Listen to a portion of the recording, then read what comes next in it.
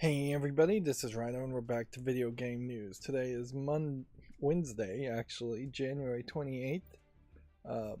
Probably the last day of January for 2026 that I'll be streaming on. And I'll just cut to the chase as we scroll down the SteamDB 24-hour peak concurrent chart here.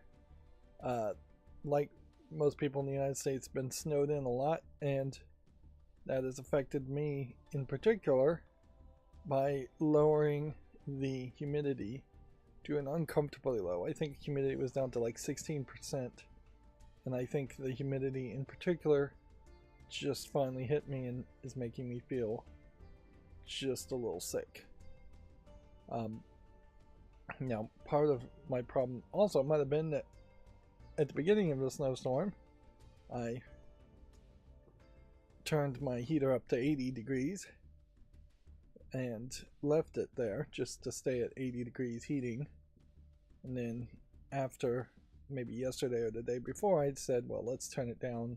We're past the big bulk of the storm now, and that probably was a mistake too. I probably should have just let it keep the house super hot for a few more days until all the snow is melted and everything is back to more moderate temperatures. I've also been snowed in, so it has forced me, since I really just have not been in the mood to play any video games, particularly since my battery backup is dead, and I should warn that too, that if I haven't really had any power flickering in this storm, they seem to now have a better handle on that these days, but who knows, it could always happen. But yeah, I don't have a battery backup, so if power flickered even for a second, my internet would almost certainly go down and my computer would go down. And there's, other than using hybrid MP4 in OBS, there's little to do other than having a UPS battery backup to prevent a corrupted video file, let alone to prevent a messed up stream. Right. As far as messed up streams go, theoretically, if I have a battery backup on my computer and a battery backup on my router and the cable modem too, then the internet should stay working. But generally, that tends not to be the case because the connection point, the router and the cable modem, it's a fiber optic thing, not really a cable modem, but same thing in this argument. Generally, that just connects to another switch or router in your neighborhood in a green box somewhere, and that usually is just powered by the grid. So if the power goes out by the grid in that area, they don't have battery backups either, so you can very easily lose internet even if you had a whole home battery backup. And yeah, there's not a lot that's going to save you, and eventually big enough storms would shut down even bigger routers, and bigger routers would be shared by multiple internet service providers, so having multiple internet service providers to roll over in case of failing wouldn't likely help you too much either. Even if you were like trying to upload via Starlink, which would be very low bandwidth, into satellites, and more than likely wouldn't really save you. So yeah, it's always been the case that a power outage almost guarantees a failed stream, but it doesn't guarantee a failed recording if I have battery backups. I took the extra time to take apart my two battery backups, which is not really advisable unless you really know what you're doing electronically and chemically, because yeah, batteries can certainly explode, although they're not lithium batteries, they're more lead acid batteries, usually more like car batteries, where yeah, puncturing a car battery isn't just going to instantly guarantee a fire, where puncturing a cell phone lithium based battery almost is guaranteed to create a fire. But yeah, my newest battery backup was 7 years old, so the idea of just replacing the battery might have worked with the circuitry, but you're not getting any warranty there, and you're not getting any kind of real assurance that there isn't a dried out capacitor or used up transformer. So yeah, I took two of them apart. One that was probably closer to, if the newest one was 7 years old, the next one was probably closer to 10 to 12 years old. And I was just keeping them around for instant flickers, you know, little brown outages of a minute at most. But even at that, they weren't working. You know they're fully dead when you plug them into your computer and you tell them to test, and they just immediately shut off. So yeah, it's been a while since I've even really looked at them or tried them, because the power has been pretty good. But it does occasionally, several times throughout the year, flicker. Enough to justify having a battery backup on a computer. Yeah. But yeah. 2 different batteries and 2 different things. Pulled the batteries out, cut the power plugs off of them to reuse in some other project, possibly, in the future. And yeah, tested with my multimeter the voltage on the batteries, which they're supposed to be, 12 to 15 volts, and one battery was like 10 volts, so that one was dead. One was 13, that one's probably still good. And then the 2 older batteries from because it's the battery backups I have are bigger, they have 2 batteries, were completely dead, less than 1 volt. Just completely drained. Although, also had been sitting around unplugged, so I suppose there was a possibility that if I had left it charging for 24 hours, it might have gone back up, but probably not. A fully drained battery is usually dead. I saw an interesting, speaking of batteries, I saw an interesting YouTube video where somebody got a BYD car battery, that's the Chinese electric vehicle maker, cheap, for like a couple $1,000s. So apparently there was like a car accident or something, and the battery pack on that was taken out of the car and resold cheaply, and then they just rigged it to several different pieces of equipment to make it a whole home battery backup, which is an interesting idea if you can get those kinds of savings.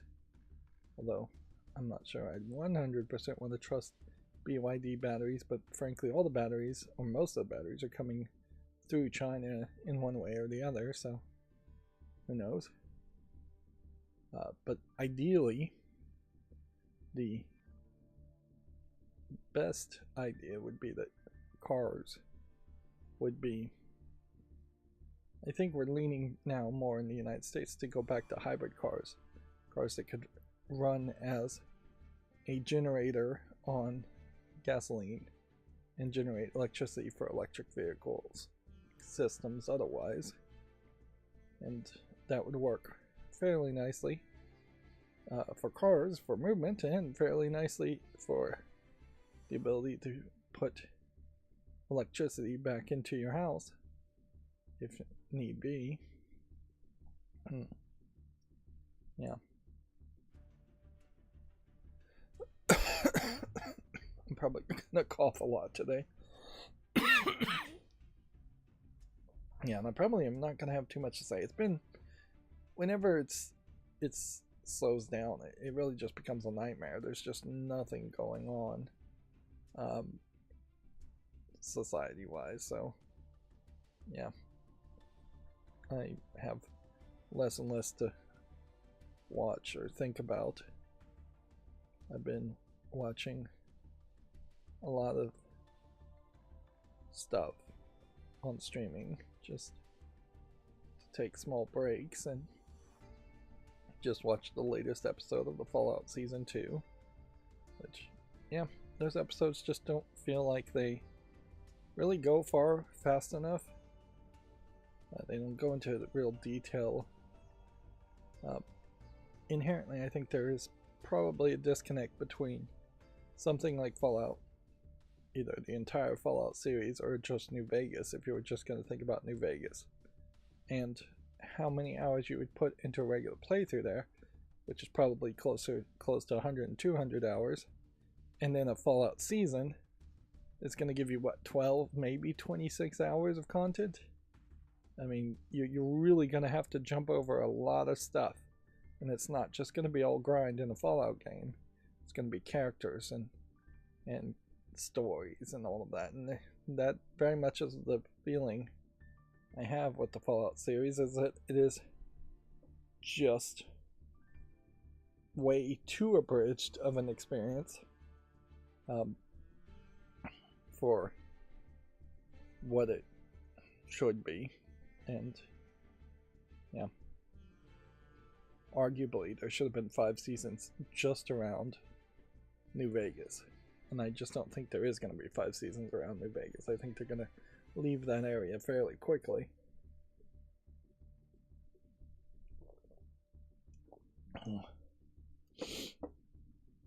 I remember when this game Broken Age came out, Double Fine kickstarted it basically, although they used a different system. I think they used Fig, the system they built themselves, which I haven't heard anybody mention Fig in years, so it's probably a total failure as far as being a unique website specifically for kickstarting games.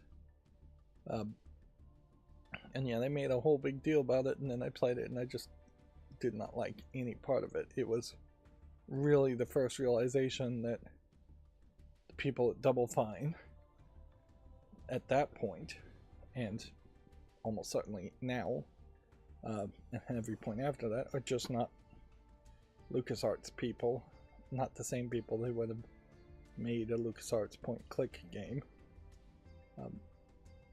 Which, in fairness, the connection was fairly loose anyways. The boss of Double Fine made Full Throttle. Full Throttle itself wasn't very similar to most of the other LucasArts games, point-and-click games that existed.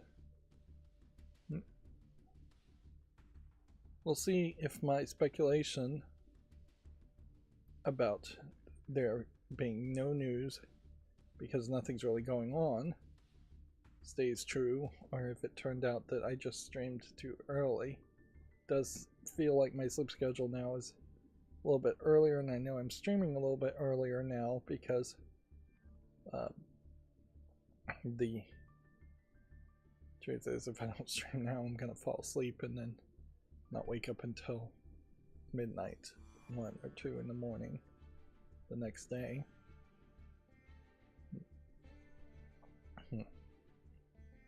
Which does mean I'm kind of awake at the right times. Not really feeling super healthy to go out and do things, and not really capable of going out and doing things due to the snow.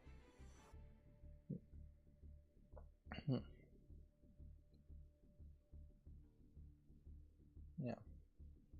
And it is certainly funny watching Amazon.com continuously tell me that they're planning on delivering things out in the snow, and I'm like, you're not delivering anything out in the snow. Just mark these deliveries as delayed and quit trying to update it with the thought that you're going to catch up. Ironically, even like trash pickup has been delayed, and so I've been in my house cleaning and decluttering a lot, making more trash than usual at the one time when trash pickup is going to be delayed. My smart home also is deciding to work less these days. Yeah, I think I just have too many 2.4G devices trying to all connect at the same time, and I don't think there really are any settings I can change to make it better. The best thing I probably could do is just buy a second router, but I already have spent extra buying battery backups, so I'm waiting for a sale on that point. But yeah, it's certainly losing connection as I'm adding more and more things and trying to make more of the things use Zigbee instead of Wi-Fi, just because theoretically they would be using different frequencies and not overlap as much. Although in the Tuya smart home system, you really don't choose what Zigbee channel is being used. So, as far as I know, it might be using one of the lower Zigbee channels and interfering with 2.4 gigahertz. There is some future progression. ESP Expressive has come up with a ESP32, I believe it's C8, it might be C5 chip, which just has better integration for matter over thread, which there's still a little bit of hope on matter over thread as far as a connectivity technology being something good, even if matter as an infrastructure seems to pretty well suck at this point years later. Also Zigbee is built into that too, so yeah, even one of my projects would probably be nice if I could integrate this newer chip into it, although it probably wouldn't change too much. Yeah, we may be seeing the beginnings of a new generation of technology. 3 or 4 years from now, we'll see a CES of a lot of devices using that. Maybe. Depends on the economy in particular. But yeah. Doesn't seem like the economy is doing particularly well. I just saw Vimeo had a bunch of layoffs. And Vimeo may have been one of the few places where I might have thought about uploading YouTube videos as a backup. But I think on Vimeo, you probably would have had to pay for the uploads, and so it's probably not a service I would have ever used, nor is it really a popular service. TikTok is, the US TikTok is already having major problems, and there's been a significant number of people, it seems, who have deleted their TikTok accounts and gotten off of TikTok, which does point to the thought that if I was smart, I'd be working on my YouTube shorts like crazy, and I would just be shoving them out as fast as possible, not only to catch up, but to see if I can catch some of those TikTok fans. But yeah, I'm not really feeling good enough to do much. Yeah, even at that meetup, I don't know if anybody really recognized it or not. They probably didn't, but just at the meetup I went to a week or two ago, it's probably just a week, I definitely was not really feeling particularly good. Like, just the drive and the traffic alone triggered me, for lack of a better term, and I was not as energetic as I would want to be. Yeah. And yeah, that certainly sucks in general. It's just like, you want to socialize and be sociable as best as I can, which I probably don't have too much skills in that factor, and then you're being held back by just not feeling 100%, which is true for lots of people in lots of cases. It's not something unique to me, obviously.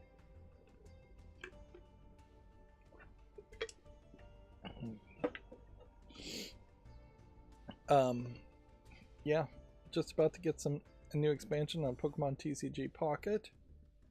Still playing that, trying to catch up.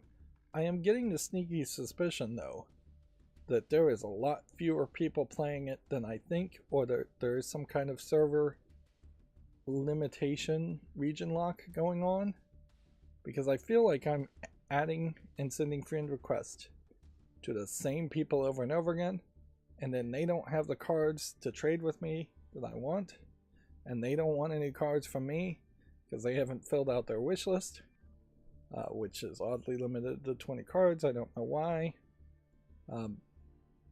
And so I'm just like defriending people when they reject trades or when they just don't have trades, and I'm not feeling like there's a whole new generation of people coming in each month to replace that group of people, and that's barely over a year in.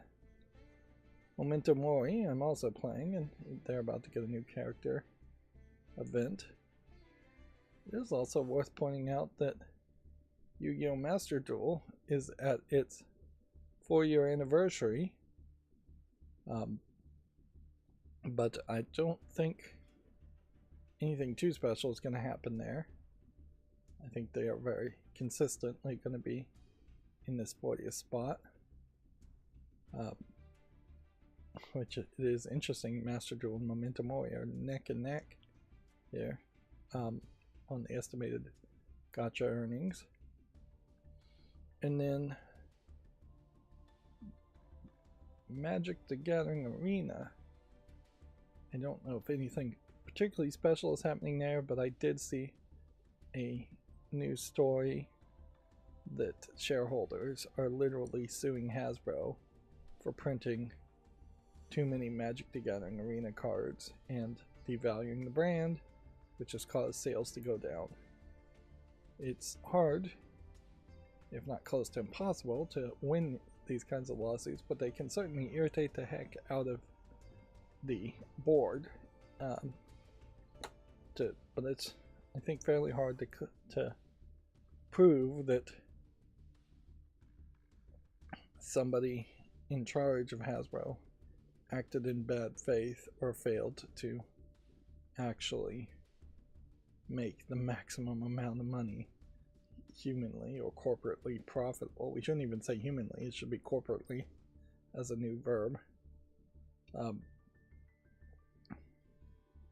yeah, that is another example of how capitalism corrupts, is that you're literally in trouble if you're a CEO and you don't make enough profit for shareholders. And shareholders aren't really individuals for the most part in the stock market. The vast majority of people in the United States and around the world have nothing invested in the stock market, and then there is a slightly larger group of people that have portfolios in their 401k that are being handled by someone else who is being paid literally to be as greedy as possible and make as much profit as possible. But then the largest shareholders are other corporations investing in other companies as a whole, or entire nonprofits and government agencies investing as a whole in companies. Yeah, and it does seem like there is also a move, speaking of the stock markets, towards gold right now as a potential safer investment, which I don't know if there really is ever a logical reason to move the gold other than there's a perceived value in gold. Take note here before we move on, just at the estimated amounts of earnings for Love and Deep Space, it's over double Genshin Impact.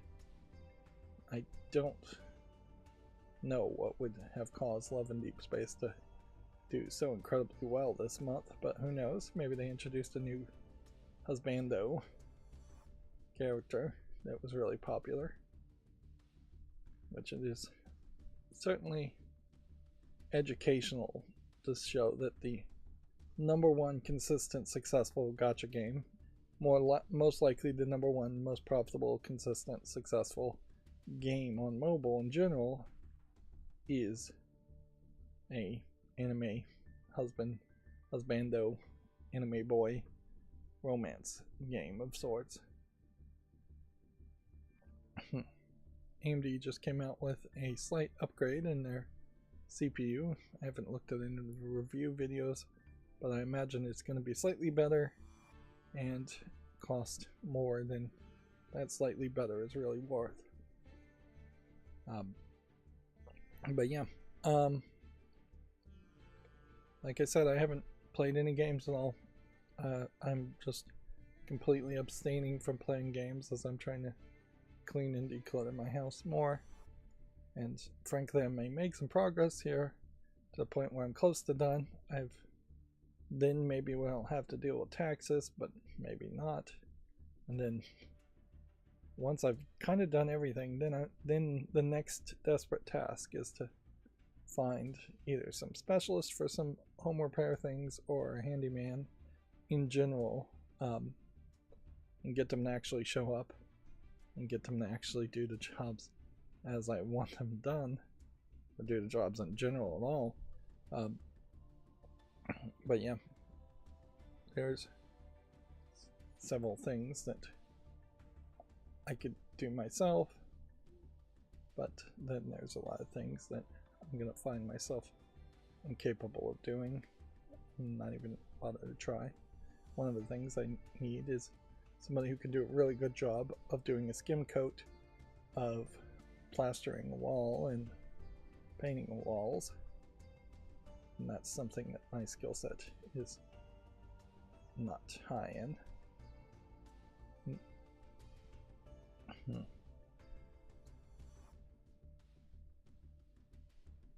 that game Once Human? When did that come out? All of these games seem to be fairly old as far as your top promotion. There's a Steam Board Game Fest, which maybe this is the time of the year where board games make sense. Here we have another RPG Maker boob game. Let's see, anything else worth looking at or talking about?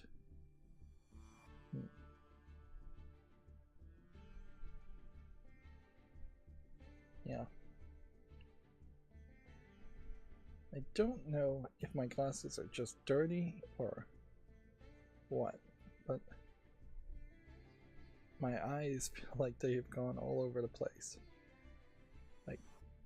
Like they overcompensated and then they recompensated, and yeah, I suspect the case is that glasses just don't really work as much as we may not have any other solution, but my suspicion is that human eyes are just constantly trying to adapt, and so they'll adapt one way and then the other way and the other way, and then they're going to constantly, at least on every couple of years, have to go get a new prescription for different glasses because the old prescription doesn't work now. Yeah.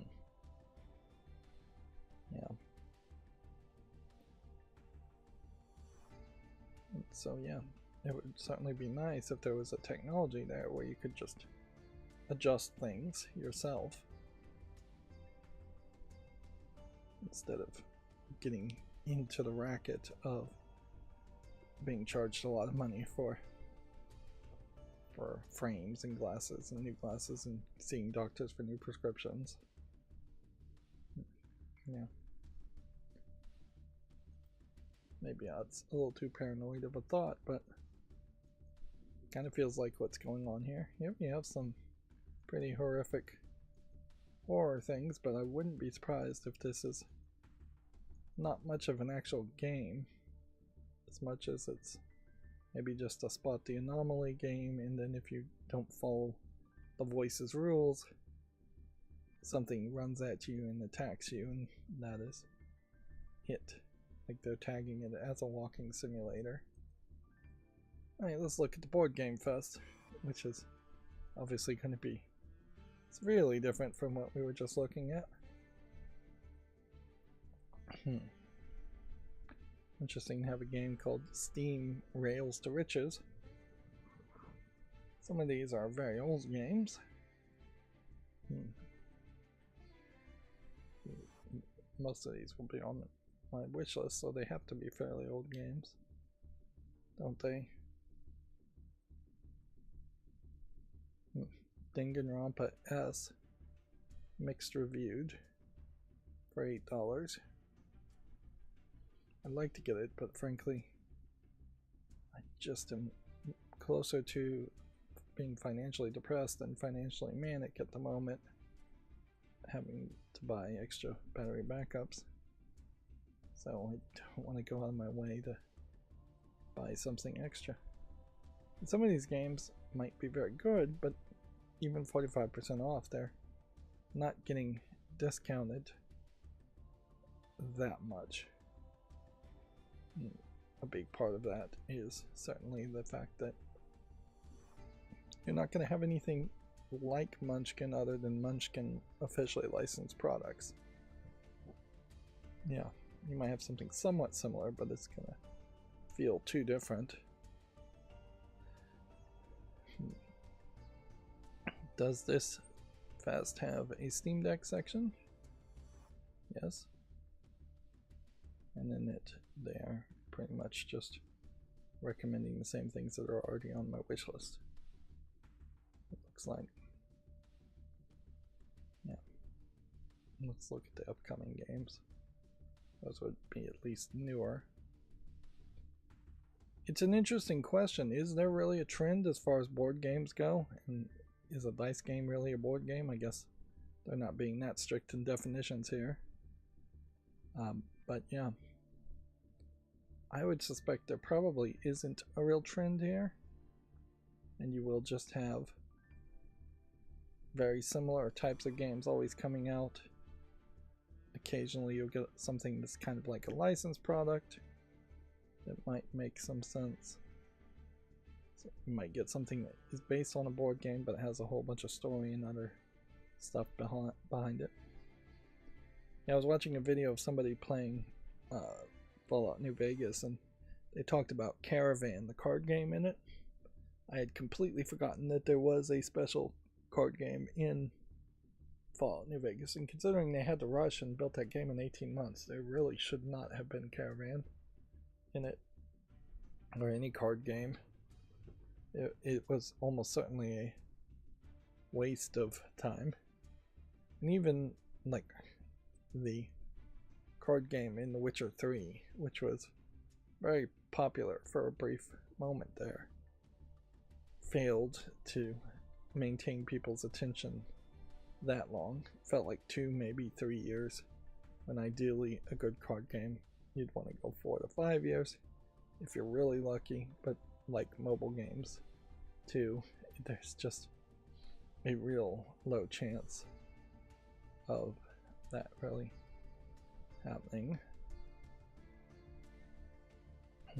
So yeah, I wouldn't generally, unless you're Hasbro and have nothing else to do, I wouldn't generally try and make a board game experience. You can see Risk, it's mostly positive, but Catan universe here is mixed, and I bet a lot of that is probably because of microtransactions and the cost around it. You know, the idea of making a game inside of a game is almost certainly a mistake. We've got some point shot things we can get. Yep. These little things, these little people, I think from Carcassonne, that's where they originated from, are something you can cheap out on, certainly, and have little cardboard cutouts instead of full plastic wooden, or full wooden or full plastic pieces. Yeah, as I'm taking small steps, tiny little baby steps towards getting into 3D printing, I could see where you might want to make a model that does something kind of special with these types of pieces, kind of custom. I don't know what custom you could really do because they are pretty generic shapes and pretty small usually. You could probably make some that are giant book stands.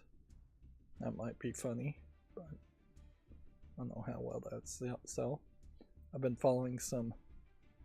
Let's look at Once Human here for a second. Is this a MMO. Yes, it is. That's why it's not on the follow list or wish list. I've been following some 3D printing posts and groups and things, and one of them talked about actually having a real business there in Etsy and making an actual successful amount of money, which, yeah, I don't know if that really happens that much. Yeah, you'd have to have kind of custom models to make yours stand out, something that would be hard to replicate, something that would be unique, and you just have to have a lot of good ideas and not also be vulnerable to Etsy or PayPal screwing you over for whatever you are designing and selling in 3D prints. And then you have to get into shipping and handling nonsense, which that's always the nightmare. Yeah, who cares if you can print something for, say, 50 cents and then have to ship it by the most basic mail for $20. Yeah, at that point you're gonna have to mark something up by $50 or more for a 3D print, which is kind of crazy expensive. I even saw on Crowd Supply there's a project that's a little bit like, not really too much like a project that I was working on as far as a smart on-air sign, and the Crowd Supply price to get this project is $150, and I was like, yeah, I don't think people are going to spend $150 for something like that in enough quantity that you could be a huge success. You could be a medium success or a small success, but after a year or two you're going to have saturated the market as far as people willing to spend that much. You can see there are no Steam Decks refurbs on sale, but yeah, I was thinking the smart on-air sign might be $50 at most, which even that would be really expensive for what it does.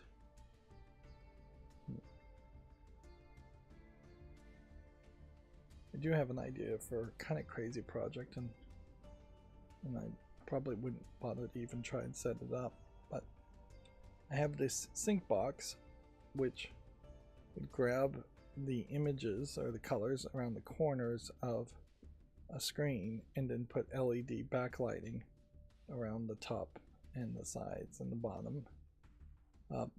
If I took the data signal and split it off, basically copied it at certain points on that LED strip, I could send the data signal to floor lamps that would be like at the front left, front right, back left, back right of the room, and those two would then theoretically be under the same color.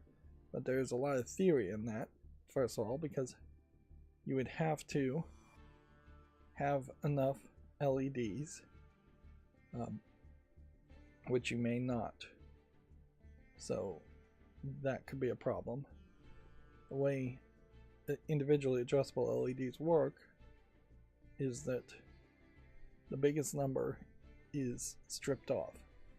So if it says basically LED 100, the first LED will light up and act as LED 100, and it will strip that off and send the next array of signals starting with LED 99.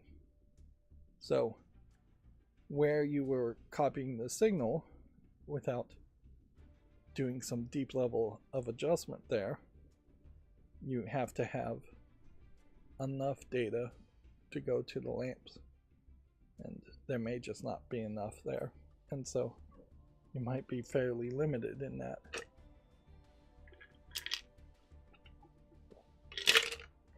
Yeah, and that's why it's probably not a project worth doing, because the LED lamps I already have are audio activated if they're put in a certain mode, so they could literally just listen to the TV, whether it's a movie or TV show, probably a movie, and react somewhat based on that. And then you're not doing any kind of weird and crazy wiring there. Which, yeah, I wish there was a better system there, but I don't think Govee, which probably has the best integration and options, maybe WLED is better, but that's a lot more work. But I don't think any of them really have a system where that works particularly great. But who knows, maybe at some point I'll get Home Assistant running on my servers when I get my servers running, which, yeah, I have a lot of projects I'd like to finish, or at least get started on. Maybe with Home Assistants you could do that. Maybe with reprogramming a lot of stuff to WLED you could do that. There's almost certainly a way to do it, but the question is it worth it? I think that's probably enough rambling for today. I'm only going to get sicker and more scattered brained, I think, the further I go. So let's go ahead and go through the Video Games Chronicle articles and hope there aren't too many. A 7-game retro compilation of Ren and Stimpy games has been announced. This would be Ren and Stimpy Happy Happy Joy Joy collection, coming to the Switch, PS5, and PC. Very weird animation. Very weird thing that was a thing out of nowhere. And I believe there was some major controversy around the animator that pretty much had his career end, but also just the weirdness of Ren and Stimpy is, yeah. I am glad it didn't become too much of a trend. You didn't see too much more of these types of animations happen in the West, although Nickelodeon definitely gave the green light to the wrong animators, and sometimes it was also Cartoon Network with Toonami giving the green light to the wrong animators. And things like Courage the Cowardly Dog almost certainly were inspired by Ren and Stimpy, or All Real Monsters may have been inspired by Ren and Stimpy. I'm not sure if they maybe came out first. But yeah, despite my willingness basically to watch almost anything, I can certainly remember when at a younger age where I just saw no appeal to Ren and Stimpy, and I've never actually sat through and watched a bunch of it. It felt like it was a acid trip type of cartoon where you potentially have to be high on something even more than marijuana to enjoy it and get it, and that people who do like Ren and Stimpy, and maybe this is just me being a little what would be the word, judgmental back when I first saw these things, but it felt like the people that would like these types of things were probably frat boy idiot type people, for lack of a better description. Yeah, I mean, you certainly could see where that judgment came from. Moving on, Video Games Chronicle says, as PlayStation handheld rumors continue, a modder has built a handheld PS4 that can run for up to 3 hours. The device runs PS4 games natively and has a 7-inch OLED screen, which really just shows that it can be done. I watched that video of the other mod where it was a PS5, an Xbox Series X, and a Nintendo Switch 2 all in one case. And yeah, the creator who did that was speaking, I assume, in Chinese, and so I couldn't really subscribe to their channel to see if they would do anything more. It was subtitled and everything, but even finding the original video was very hard because it was not in English. And it's a great example of just how, if you're putting out something probably not in English on YouTube, YouTube as the algorithm is probably less likely to recommend it to you. But yeah, I saw a lot of other people basically reacting to that video instead of the original video being suggested, even when I was directly searching the creators, which was like XYZ, both in Asian letters and then in English letters. Yeah, and it did seem like she had done a little bit more than I thought she did as far as the whole building process.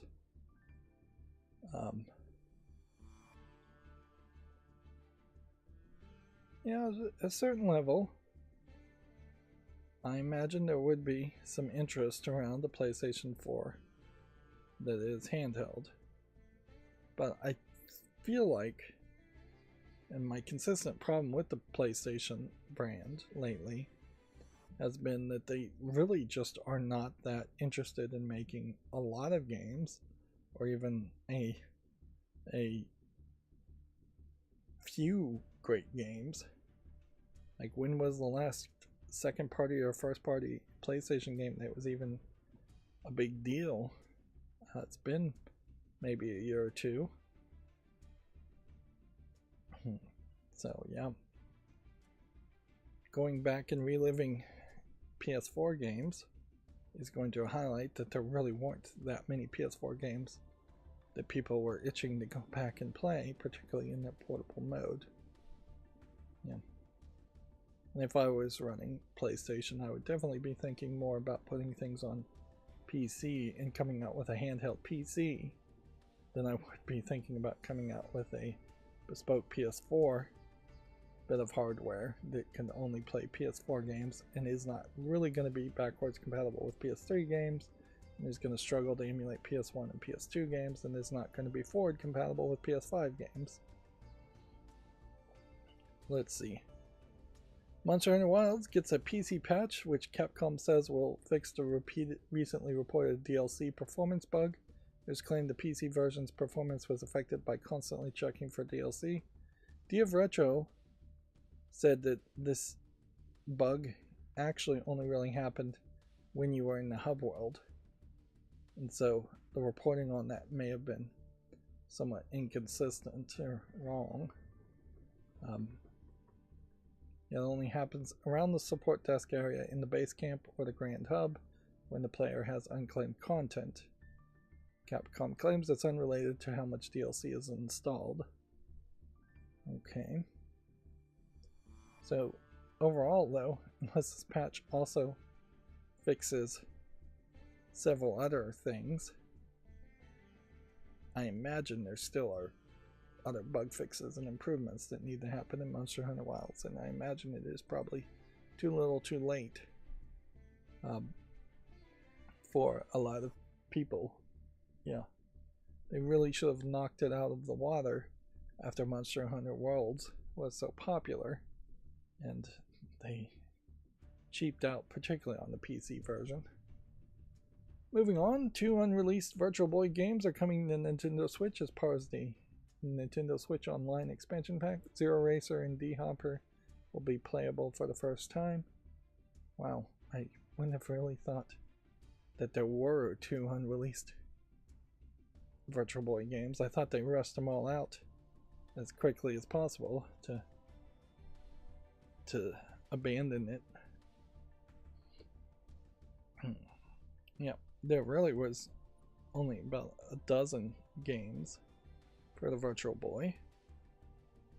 And, yeah, I remember playing this pinball one quite a bit. I don't think I played 3D Tetris. I don't think I had that one.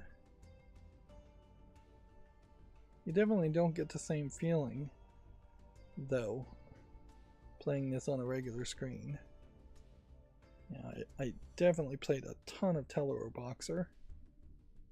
I don't know why I somehow became such a fan of all the boxing games that Nintendo made, but somehow I was. I played a lot of Wario Land, too. That was probably the best game that they made, just because there's the largest amount of actual content in it, although it also kind of highlighted some limitations on how they actually program the games, in that there usually was just a foreground and a background plane. You would just jump from one to the other. I don't remember this one at all. I'm not sure that one came to the West. Didn't play golf. They really need to fix the colors if they're going to do this, or figure out some way to make the games look a lot. This was the game that was on demo when displayed in a Toys R Us or such, and it was the most low polygon of the games, and probably the first one they programmed. It definitely feels like it is a Star Fox inspired element. Game. It wasn't particularly that great.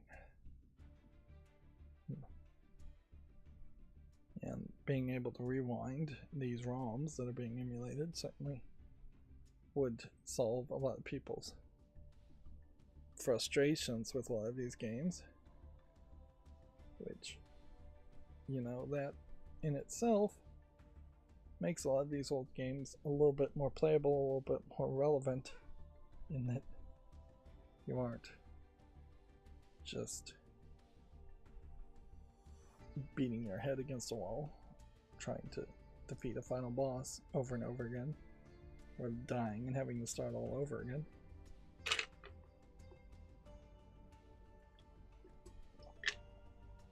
Mario Tennis and Mario Brothers. Don't think I played that one. Don't think I played that one. Don't think I played either of those.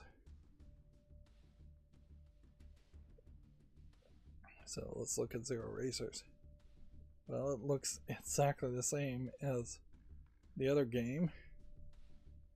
And then perhaps this is the best example there of what went wrong with the idea of it being a Game Boy replacement. And let me point out that all of these color swaps and things are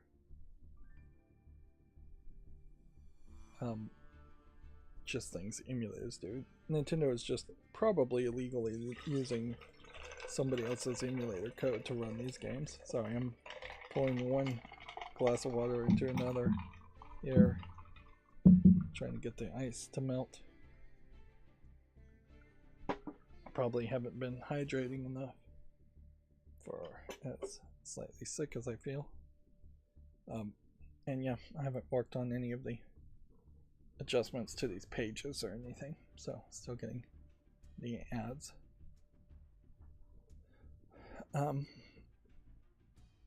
But yeah, JRPGs in particular and adventure games like Link's Awakening were really underrepresented in that first dozen or so Virtual Boy games that came out, and so they really didn't have a system seller, nor did they really have something that looked like it was a device that could accommodate the types of games that were being made more in Japan and just in general for a Game Boy around the world. I don't know what a Pokemon, which Pokemon probably came out a few years after this, but yeah, I don't know what a Pokemon game in particular would have looked like if it was on the Virtual Boy, if somehow the Virtual Boy had been a success. But it never really was going to be. It was just too bulky, too big, too heavy. Even now, if you were to try and make a Virtual Boy in just a small pair of glasses, I think you would struggle to make that be price efficient enough or something that people actually cared about. It was pretty much doomed to failure. Maybe it should have been a gimmick that was only shown off at special events. Like, theoretically, Nintendo could have been showing off the Virtual Boy for years in secret backroom events to get mainstream video game journalists hyped about it and talking about it, and then they could have said, we're just not the technology is just not ready yet, and get people speculating it like a Half-Life 3 type scenario for years and years and years. Moving on, Highguard manages almost 100,000 Steam players on day one amidst over 13,000 negative reviews. The game was the final announcement at the Game Awards in December. So what are people in particular upset about it? Only 32.05% of the game reviews are positive. They largely focus on a large map size, which some players say is too large for the 3 versus 3 matchups. I mean, that's something you can fix pretty quickly, and probably should have fixed before you launched your game. You can always make the map smaller, break it up into smaller sections. I'm a little surprised why more of these multiplayer games don't just have like a big map that has a central point that randomly changes. So instead of just always running towards the center of the same point in the map, you sometimes run to a corner, or you sometimes run offset of the center. And in a lot of those games, the region in which you can stay before you're automatically killed gets smaller and smaller and shrinks, and the bubble gets smaller. So you can have the same feel of a world while having different experiences every time. Moving on, Nintendo details Splatoon 3 version 11.0.0, which arrives this week. Hitboxes are being made smaller, and a new flow ore state is being added. Okay, so at some level, Splatoon 3 is still being somewhat of a pillar for Nintendo, although maybe they should announce a Splatoon 4 instead of making version 11 of Splatoon 3. Something that uniquely needs a Switch 2, or in some way does something drastically different than the previous Splatoon games. Here we have a quote. "It was devastating. Prince of Persia remake actor found out the game was cancelled via the internet. The actor claims to have shot promotional material for the unknown games only 2 months ago."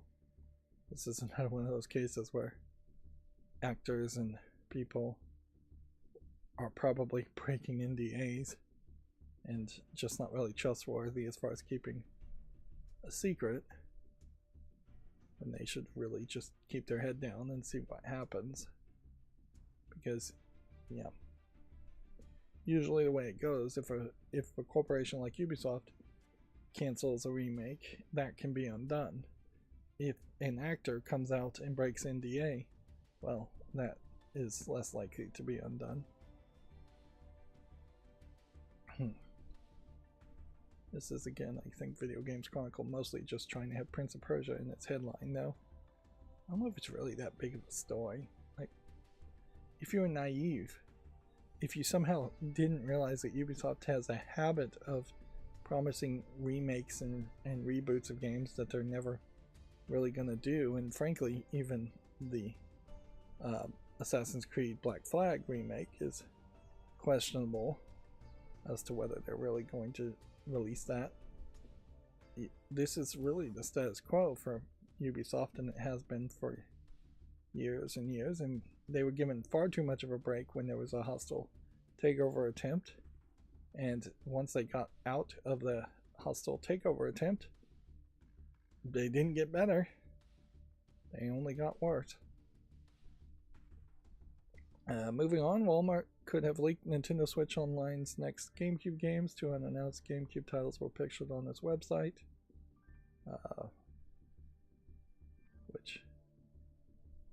Which ones? Yeah, you have to know which ones haven't been released yet, as far as GameCube games go. Mario Sunshine and Pokemon XD, Gale of Darkness, and Pokemon Coliseum. Okay. So yeah, that's all somewhat believable.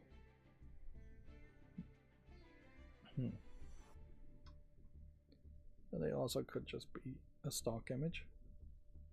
Let's see, a surprise Kirby Air Riders updates adds a new game mode and game share support. That's interesting to have game share support being added after the fact. So we may see that this is just the new scheme Nintendo does, where a new game doesn't allow you to game share and play with your friends unless they buy a copy for the launch window. And then once you're out of the launch window and they don't think they're going to get a significant amount of new sales, they'll add game share as an option. Which, yeah.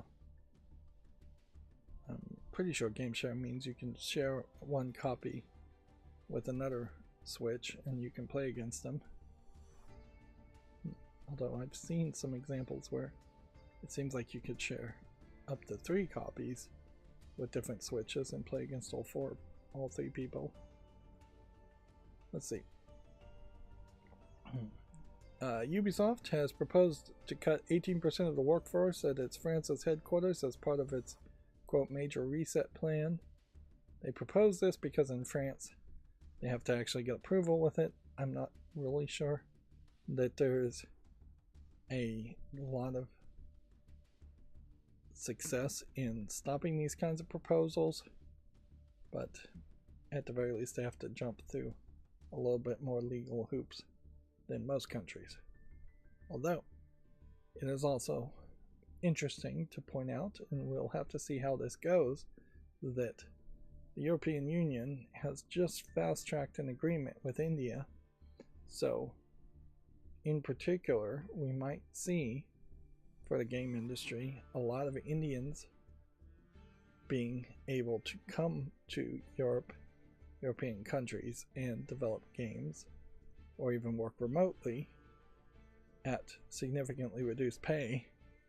And so yeah, the cultures, the what would be the other words might shift, things might change. No, let's just be generic and explain it that way. Things might very well change. Anytime you're effectively outsourcing, things tend to change. But yeah, they haven't really talked about the idea of game developers in particular, but they have talked about IT and nursing and healthcare. People from India coming to Europe to work cheaper. Yeah. Which, from responses I saw, Europeans are saying that they have plenty of their own citizens who would work those jobs, they're just not paying enough.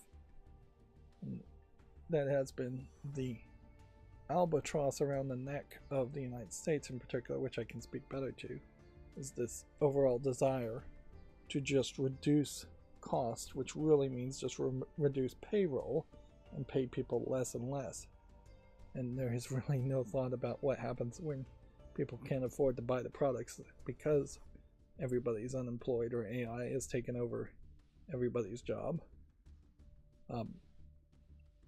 But there's been very little push to increase the payroll, particularly in the United States. I believe it's at least over 12 years since the minimum wage was increased, and the minimum wage in the United States has never been a living wage, not anywhere close.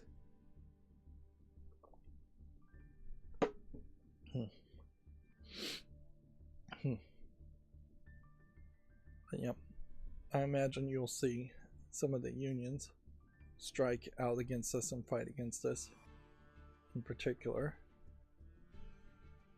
But yeah, it definitely seems pretty obvious. Ubisoft wants to shrink itself as a company to have its subsidiary be the main profitable section, and for the main company to hold all the debt and potentially shutter itself eventually.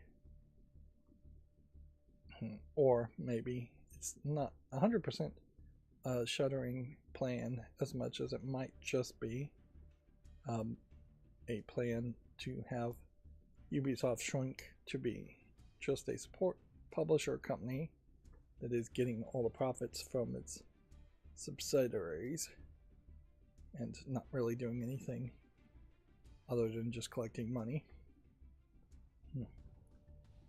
Let's see. GTA 6 may not have a physical version on day one to avoid leaks, a report claims. I mean, you could basically make that speculation with no hint of evidence whatsoever, and it would be somewhat believable. But if anything, I would guess the bigger real reason why GTA 6 may not have a physical version is that they are going to just constantly update and promote the online elements. So it almost makes sense that all games would not have a physical edition until several weeks later after you put out several patches. But people don't want to go with DRM and always online requirements. So I don't think that's going to become the norm. At least not until all video game stores pretty much go away, which may happen sooner than we think. Let's see. Blizzard announces 4 showcases over the next 2 weeks for World of Warcraft, the MMO, Overwatch, the Dota clone, Hearthstone, and Diablo. I'll say for Overwatch, like, I certainly, as someone who didn't play the first game, so as someone who didn't play the second game, and only really knows Overwatch from the rabid fandom of people animating porn based off of the Tracer character in Overwatch 1, and them losing interest in the character in the redesigns that they did with all the characters in Overwatch 2. I definitely have perhaps a jaded, perhaps a very inaccurate idea of what they did wrong. And so it might be more interesting to see if somebody else has a deep dive to see what went wrong with Overwatch 2. I think we can all agree that there is a problem with Overwatch 2. A big part of it, obviously, is that they just kind of stopped supporting Overwatch 1, which for a Dota type game, you really can't ever do. And frankly, that's pretty much the same problem with Hearthstone, is it? After many, many years of playing Hearthstone, there was just more and more content coming out that wasn't really Hearthstone. And that eventually led to me stopping playing that. I never got into World of Warcraft, thank goodness. That would have been a huge time sink. And while I would love to play something like Diablo 2, or even Diablo 1 in a proper remake or remastered format, honestly, for Diablo 1 and Diablo 2, it probably should just be a remaster and don't try and remake it. There's not a lot of hope there that the talent is still around to do anything with any of these games. They've announced mobile games, they've announced lots of things people are uninterested in. But yeah, Diablo 3 in particular really changed the whole feel of Diablo, and Diablo 4 has drastically changed the whole feel of Diablo, making it seasonal content, which I just don't really like. This is an interesting question. Could you make a game like Fallout 2 but have more of that loot element that Diablo 2 had? I mean, I guess you could, certainly. But you would have to shift the story away from being a role-playing game into being more of an action clicker game.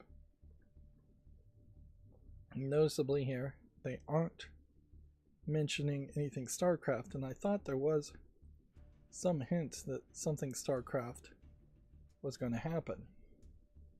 But yeah, Microsoft has acquired Activision, which is the parent company of Blizzard, and so I just don't really expect too much to happen there. You can see Warcraft is being shown, not World of Warcraft on the left. There under the monitor, and then Diablo is now being shown. Now StarCraft is being shown.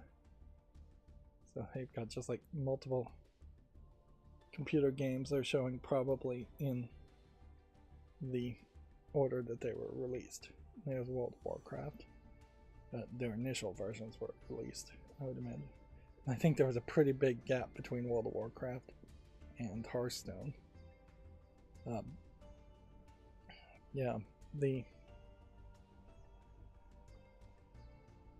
what was the other game?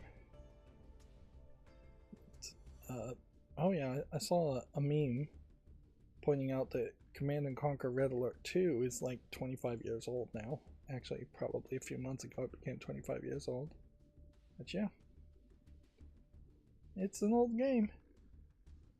It's another game series that could very easily have a reboot if there was a passionate team behind it. Although perhaps technology these days. Interesting, there really wasn't any display of Overwatch that I saw there at all. And there was an indication on that video that they are coming out with something new, which I have a hard time believing. But yeah, you can see how the technology got modern as far as the monitors too. But yeah, I did not see anything Overwatch. As I scrolled by, I saw Hearthstone. Oh, here's Overwatch. I just completely ignored it.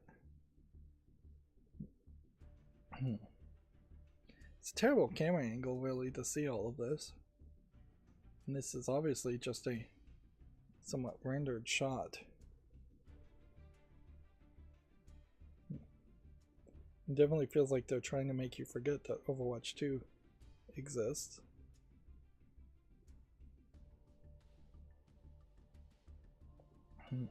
It's worth pointing out that in March of 2025 they canceled BlizzCon, and I would assume BlizzCon might very well be canceled permanently in favor of a Microsoft more generic presentation, or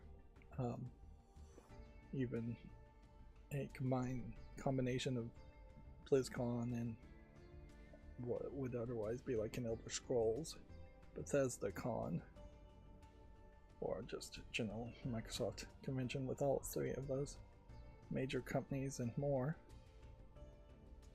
Let's see, PlayStation will reportedly host another State of Play in February. Sony's next game showcase will take place next month, a noted insider says. I guess some of the biggest, newest things I've seen have been some of the Chinese games that Sony has been funding development of. So I suppose at any point we could get some fairly weird games that we're not really expecting promoted and pushed. Like Code Vein 2 potentially could be a big game to be pushed on the PlayStation. And it might very well be a case that PlayStation is speaking to its Japanese audience with its worldwide announcements and state of plays, and then failing to speak correctly or well enough to its Japanese audience with its local only commercials.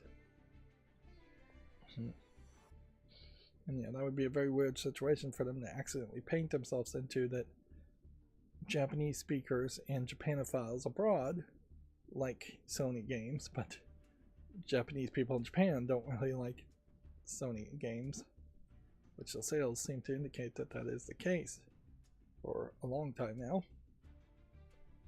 A Nintendo Direct dedicated to Tomodachi Life, Living the Dream, is coming this week. I kind of had forgotten about this weird game. And yeah, by the time it comes out, I can't help but wonder if these kinds of Animal Crossing cozy, sort of cozy games may have been fully saturated at this point. Alright, that's going to bring us to the Komatsu articles. Let's continue to move forward. Let's see, Compile Heart and Megami Tensei co-creator announced Villian code for PS5, Switch 2, PS4, and Switch. due out on May 25th in Japan. Interestingly, not coming out on PC first, which has been a trend with the Persona series also.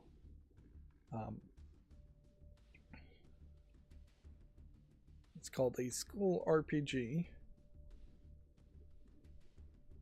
and I think that's the only screenshot we're going to see at the moment. Kind of feels like anybody who worked on Megami Tensei almost has to continue to put all of their games in that universe. So, wouldn't be surprised if people think of this as a spiritual successor to the Persona series or the Megami Tensei, another spin-off of the Megami Tensei series, or something similar.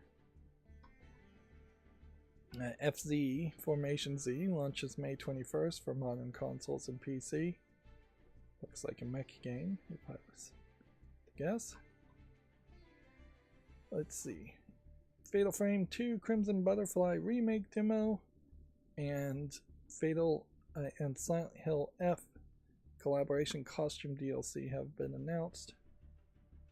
Yeah, it is not super surprising of a collaboration, and the release date, I guess, between the two games are far enough apart that there's not really any competition that's going to happen there.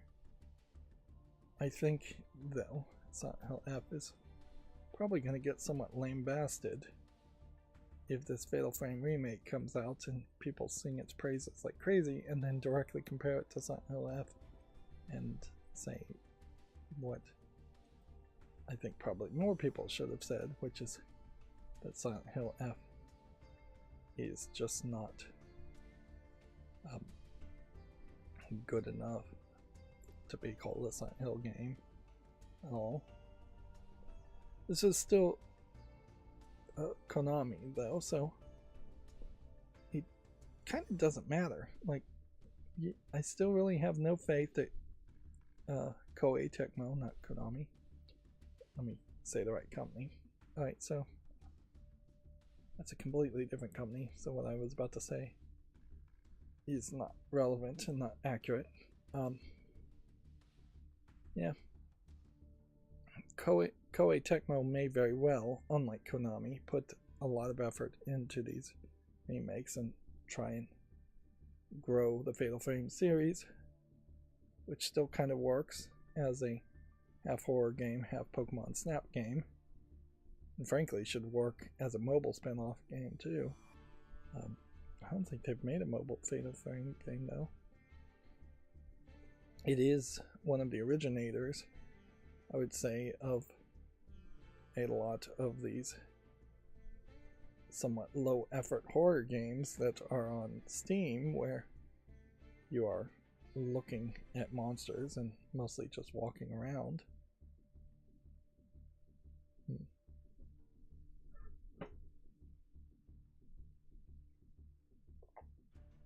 But I would also say that Fatal Frame is actually more of a game than a lot of those low effort horror games go. Now, notoriously, in the past, some of the crossover outfits for the Fatal Frame anime girls, and I think girl is probably the right age range to use there, have been somewhat lewd, putting them in schoolgirl outfits. Even the Nintendo Wii version, putting unique Nintendo outfits in as far as DLC, kind of undercutting the horror aspects, but you only can usually play the costumes after you've beaten the game once anyways. And see, that might be even part of the reason why you might want to go back and play a game with the costumes, is that there might be something to unlock, or just like 100% a playthrough. In the same way that Resident Evil 4 in particular has that same situation. You get these crazy outfits after you've beaten the game a couple of times, depending on the difficulty, and then it gives you something different to look at while you are trying to 100% everything. I'll put this on the follow list. And this is already on the follow list. What we haven't had, as far as I know, is an announcement for a new Fatal Frame game. And there is potentially an issue there where new Fatal Frame games just would not stand up to modern standards. And that might be a case for a lot of remakes that come out, as we are potentially hitting a point where there's fewer and fewer games that can be remade or remastered. And so we may start to see either unimportant remakes of remakes or remasters of remakes, or just fewer games being released overall. We definitely aren't getting as many new games these days. We talked about Ren and Stimpy collection for the PS5, Switch, and PC. I don't feel like there's a need to say anything else. Here we can see Silent Hill F is 80% positive, so my general uninterest in it is perhaps off the mark, and maybe I should play it, but I definitely would play the Silent Hill 2 remake first, and I still would very much like to play a remake or remaster of Silent Hill 1 first before I'm playing the newest Silent Hill game. And right now I'm potentially supposed to be playing other Resident Evil games in the same vein. I haven't gotten around back to that, which, yeah, that probably is the next game I should play whenever I do get back to playing games. Let's see, Reigns The Witcher announced for PC, iOS, and Android. This is yet another Reigns game. After the second Reigns game, Her Majesty was, I believe, the second game. I pretty much lost interest in Reigns. It was an interesting gimmick for one game, and then they started to make far too many of them. And yeah, there might be slightly different gameplay mechanics and slightly different stories, but it doesn't, I think, really hold my attention. MLB The Show 26 launches March 17th. Not going to go any further with that headline. Absalom sales top 500,000. The Threads of Fate update launches February 12th. Right.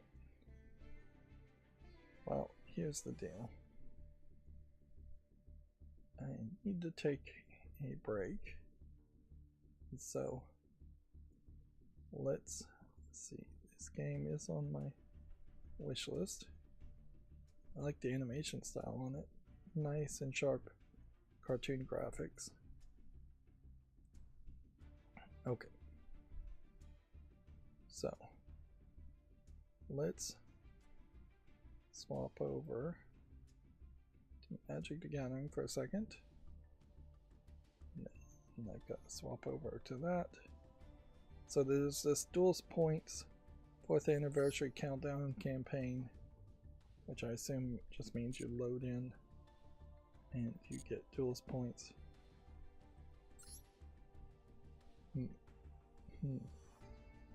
Clicking on that just brought me to a website. But yeah, there's 4 years of Yu-Gi-Oh! And lots of things that they want you to have collected, and lots of reasons why they would have wanted you to keep on playing, but yeah, I don't think it worked as well. It is interesting how well the Yu-Gi-Oh! Pokemon TCG Pocket has worked by just giving, frankly, an insane amount of cards. They've changed the animation here. The card packs are not doing the same opening animation they did before. But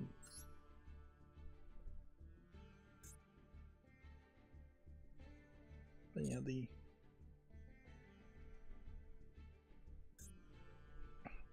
number of cards in the Master Duel pack for 4 years of playing this, I've got my controller bumped. Right now I need to stop it from doing that.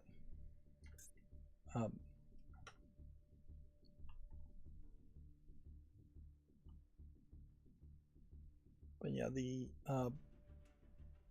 what was I going to say?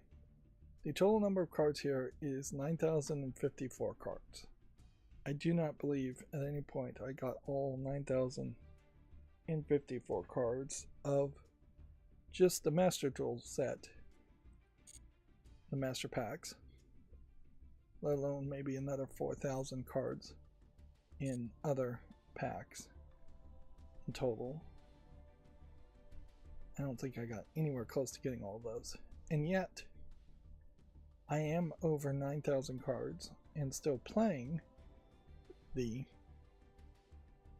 Pokemon TCG Pocket series. Perhaps for very stupid reasons, but I'm still playing it. Whereas this just took too much time.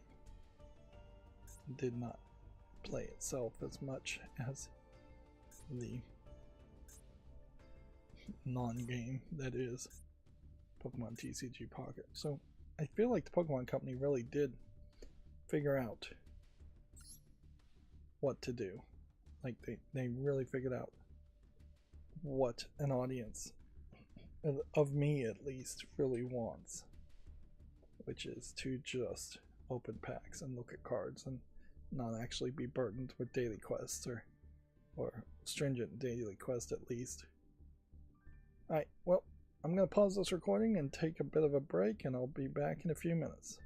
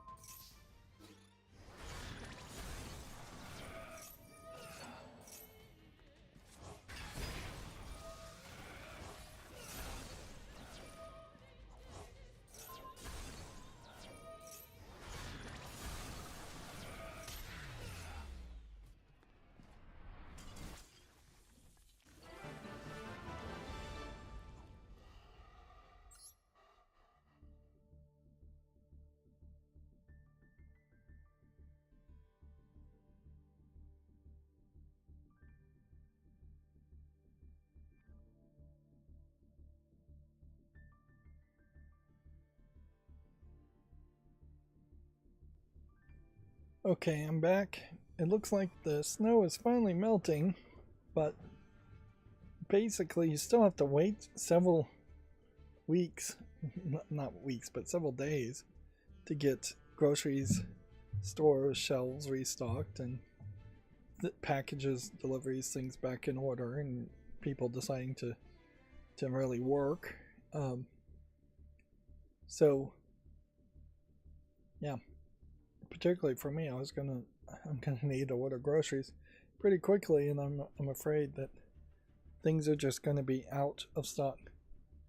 And yeah, seems like a lot of people buy generators and then immediately try to return them. And seems like Lowe's and Home Depot now have no return policies on a lot of those generators.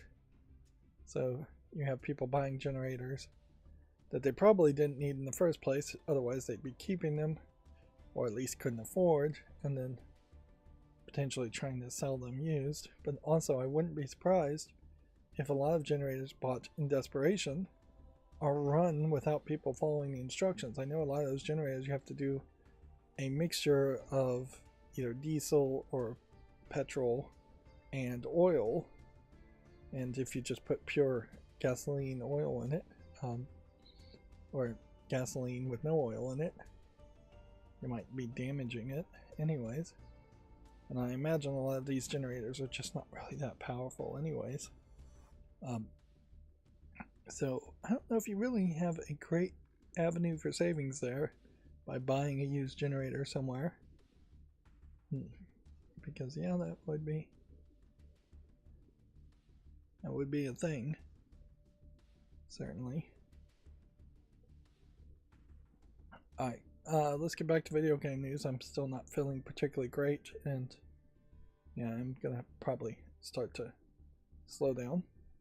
So we were going through the Gamatsu news. Killer Inn launches in early access on February 12th. It's a multiplayer murder mystery action game dated. What is interesting, I think, about a lot of these games, in particular, other than the 3D CGI asset flip look to it, as far as anime characters and light up gas masks, this is perhaps the new generation of what a board game should be. Is that it is going to look very much like a regular game, but it's going to play a little bit more like a board game. Although in this case, it seems like you really do have just a lot of direct control as far as walking around and finding items and evidence.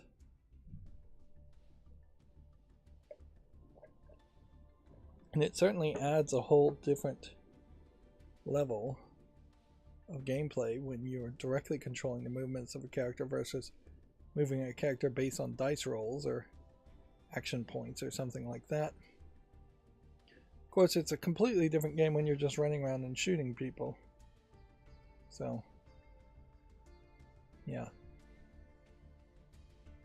It feels like basically a third of this game is actually even close to a werewolf style board game, and is really much closer to a party game of playing something like Werewolf.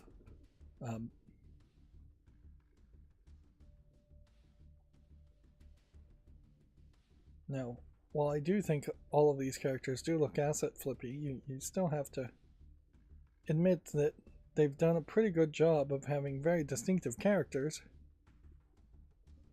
go throughout this whole presentation.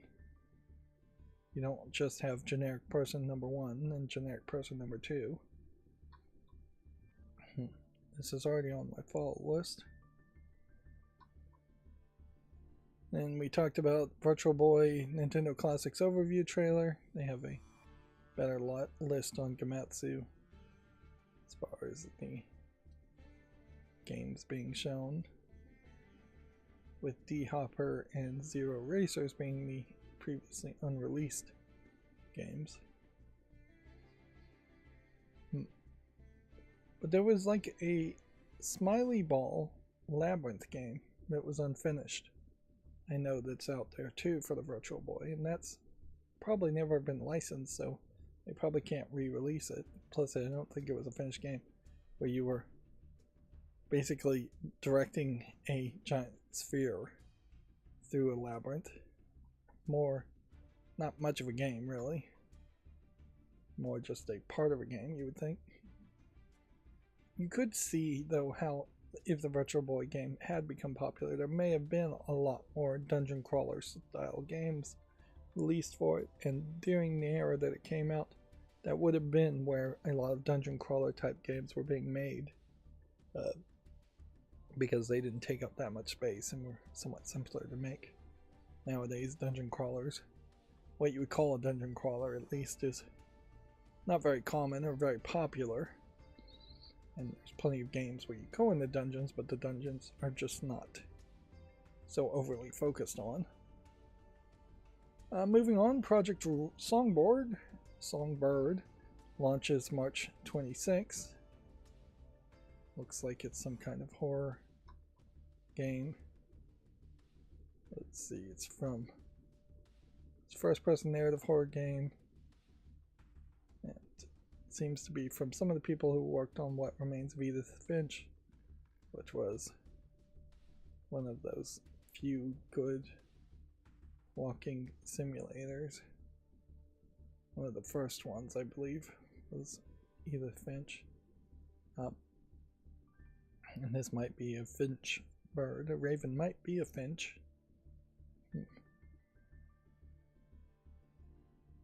But yeah. I don't even think What Remains of Edith Finch, though, is a game really worth playing these days.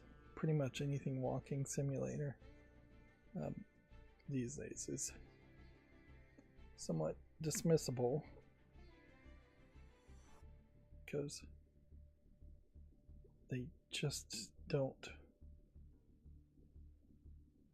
tell enough of a story to overcome the fact that there's really just not a lot of interaction. And honestly, I think the Forgotten City is mislabeled as being a walking simulator, and I wouldn't be surprised if a lot of these games are kind of intentionally mislabeling themselves and saying they have walking simulator elements when they really aren't pure walking simulators, in the sense that there's something else going on here. Platform 8, great example of that. That's not just walking around.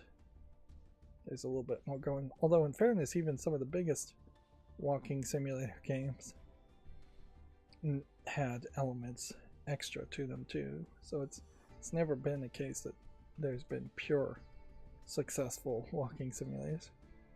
Yeah, you're getting into very different types of games when you're talking Death Stranding versus the Stanley Parable, neither of which I would call just walking around games. Senua Saga 1 was very light on gameplay, so it too, I think, probably earns that walking simulator label. Although, frankly, being labeled as a walking simulator is probably a badge of dishonor more than a badge of honor, so I wouldn't go out of my way to add that tag to my game in modern times. At some point in the past, maybe that would have gotten you some sales, but now it's going to lose you sales, I would suspect. A turn-based rock tour RPG, Sonic Terror, has been announced for consoles and PCs. Well, that is at least a different spin on RPG games, with Brutal Legend really being the only game I can think of that would be somewhat similar to that, although I imagine something like Cassette Beasts, which I haven't played, might have some similarities too. Definitely allows you to do a different kind of fantasy. This feels like potentially these characters took a bunch of mushrooms and now they're being attacked by mushroom monsters in a hallucination or something. Of course, once you add rock to a game, the music has to be pretty good. Very often it isn't. Utawaro Mono Shiro e no Michi Shirube launches May 28th in Japan. Another JRPG game of a long-running series. I suspect we may be moving into a closer period where we will see more Japanese games, particularly JRPGs, getting announced. Also, Valentine's Day's a couple months away, I think, and maybe a couple weeks away. And that probably won't affect the games much. It never really seems like it does, but it's something to keep an eye out for. Anno Mutatium Boss Rogue Mode update is now available. It's always nice to see games get updates. Yeah, it is something you can certainly do with your 4-year-old game, particularly to keep people interested in it and maybe keep people interested in you as you work for your next game. Splatoon version 11.0.0 update launches January 29th.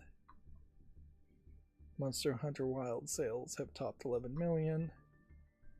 You can see it is still at 55% in the last 30 days, and that is 6% higher than its overall ratings. So I guess technically it's going in the right direction, but almost certainly that's too little too late. Although, 28,000 people still playing your game is no number to shake a stick at. Which I think you can do that, potentially, shake a stick at a monster in Monster Hunter Wilds, I'm not sure. Kirby Air Riders version 1.3.0 update is now available. It adds game share support, game mode, rule sets, and more. Kind of already talked about that. A cyberpunk roguelike action game called Reblade the Death Spiral has been announced for PC. Do we have a trailer we can sit here and watch? Should I sit here and watch this? This is like that cyberpunk trailer, which I guess that happens a lot. It probably wasn't first made even by cyberpunk, where you see a robotic lady being panned around as you're watching the trailer, and they stopped that scene fairly quickly. For a second there, I thought they were going to just ape the first shot in Ghost in the Shell, where the character jumps from the top of a ceiling, the top of a building.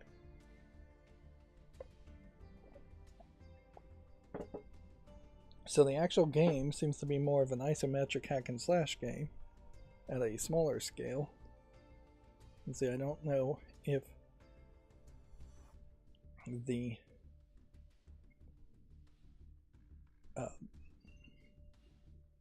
cyberpunk art style really is best suited when you're zooming the camera out that much. And then you're definitely getting statues that look more Asian. And it's just kind of starting to feel like they reuse some assets from some other Asian hack and slash game. And the fact that they showed her on top of the building and then they showed her falling from the building is very much a Chekhov's gun scenario. So it was obvious to anybody who understands Chekhov's gun that that was going to happen. But it also does just feel to me like a lot of this is feeling like it is too inspired by Ghost in the Shell for its own good. And honestly, if you're going to be making a cyberpunk anything, you should spread around your influences. There's plenty of other things that are cyberpunk to be inspired by, instead of just one robot Ghost in the Shell references, which is what all that I see as far as references or anything close to a reference. The Nickelodeon Splat Pack launches January 30th. Xbox Series version has been cancelled. This is not the Ren and Stimpy game, though. This is All Real Monsters, Rocko's Modern Life, another weird cartoon that really should not have been greenlit. Honestly, this one shouldn't have been greenlit either, but at least it was appealing to kids.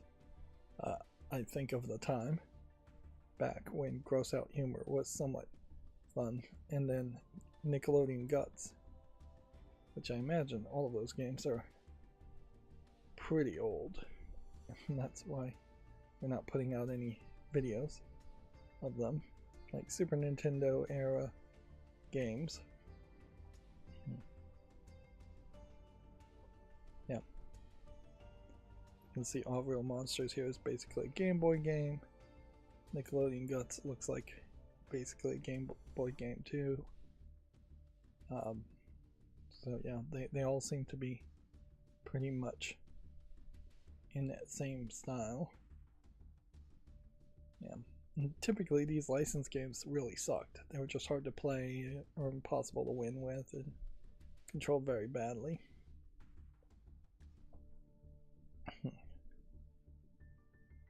Let's see, here's Reblade. Out of order somewhat. The game High Guard is now available. It's a free-to-play player versus player raid shooter. I'm not really sure what a raid shooter is all about. What makes a shooter a raid shooter?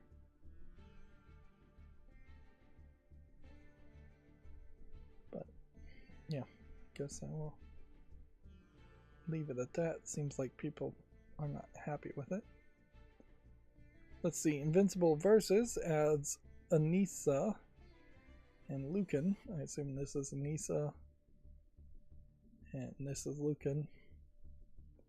I don't think there's been any new episodes of Invincible on Prime Video lately. But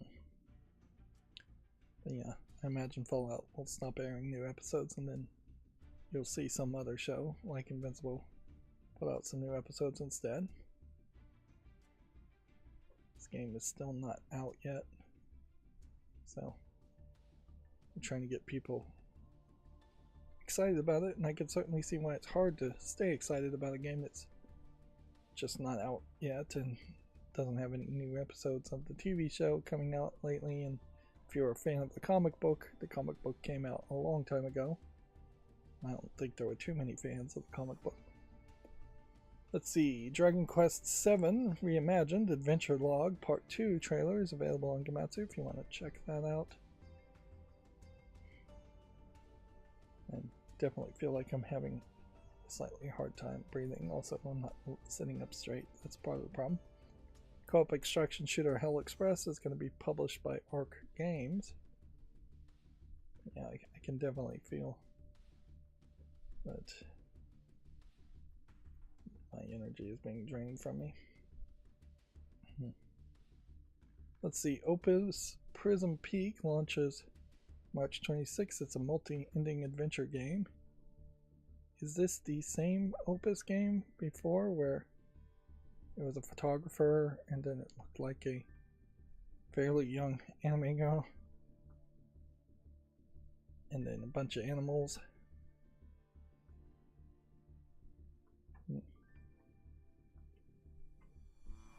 I don't remember the last time I saw this trailer. It feels like they may have aged up the character a little bit. It's still a fairly big difference, and I think that is part of the story, is that you have this ghost girl child helping a lost adult.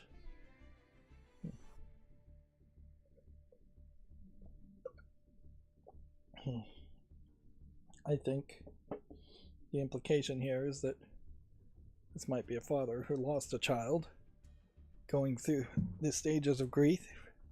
If I was just to randomly speculate. There's a whole bunch of photography elements.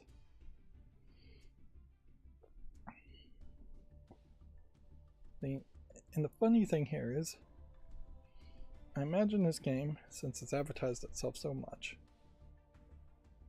is going to get released on Steam.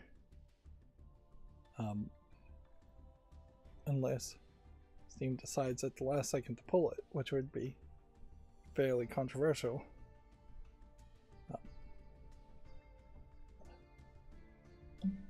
We've pretty much figured out from that game Horses, which by the way nobody is said anything more about that game, horses.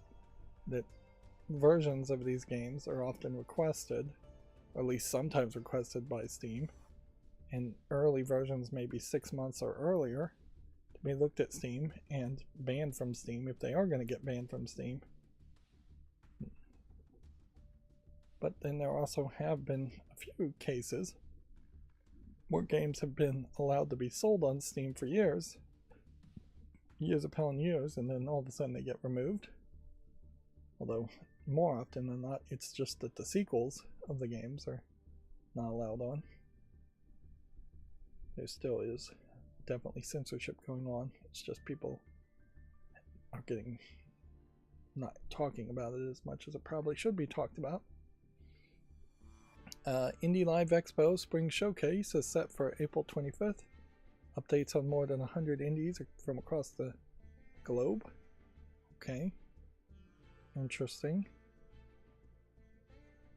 Do you really want your indie game, though, to compete with 100 other indie games at the same event, even if that is the only way it's going to get any coverage?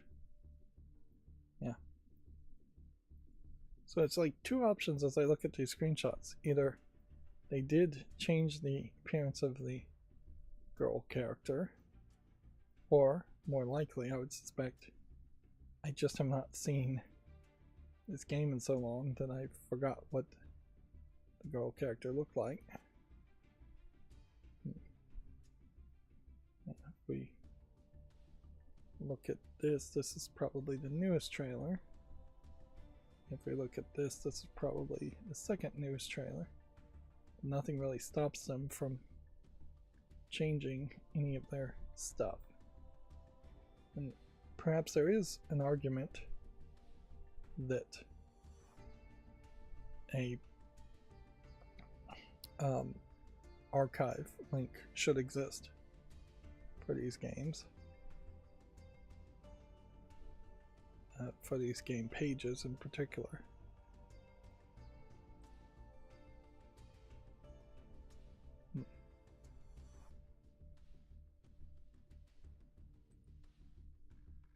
Yeah. Every single one of these looks the same. Maybe a little low polygon here. And the outfit's different on this version.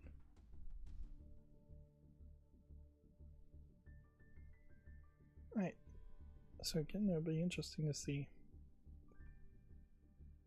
when this comes out, whether it gets any special coverage or not. Or whether what I suspect is going to happen is you're going to just have a bunch of Kotaku articles going, creepy adult guy hanging out with a girl that's maybe his daughter, maybe not. And they're just going to infer and assume a lot without actually playing the game. Resident Evil Requiem, moving on. Final hands-on previews. One last look ahead of its February 27th release. If anything, I feel like there is perhaps a different,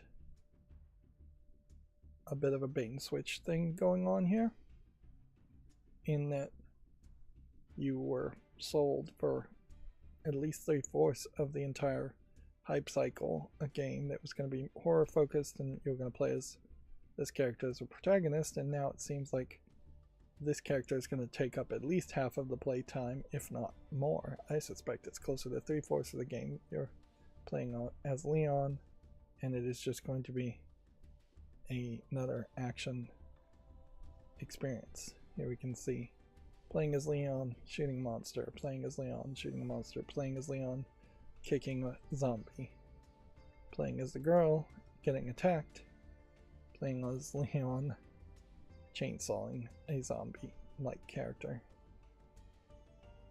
Yeah. So yeah, it does just kind of feel like you're potentially getting another game, and my only hope then is that it's just good, that it isn't another Resident Evil 5 or another Resident Evil 6, 6 being the worst.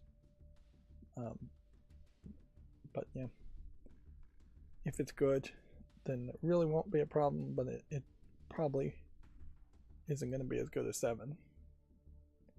Yeah, the odds of having 7 and 8 or both be good, and the remakes being good, and then the next game being good, is really pushing the odds. Let's see, Blizzard Entertainment dates next chapter reveals for World of Warcraft, Overwatch, Hearthstone, and Diablo.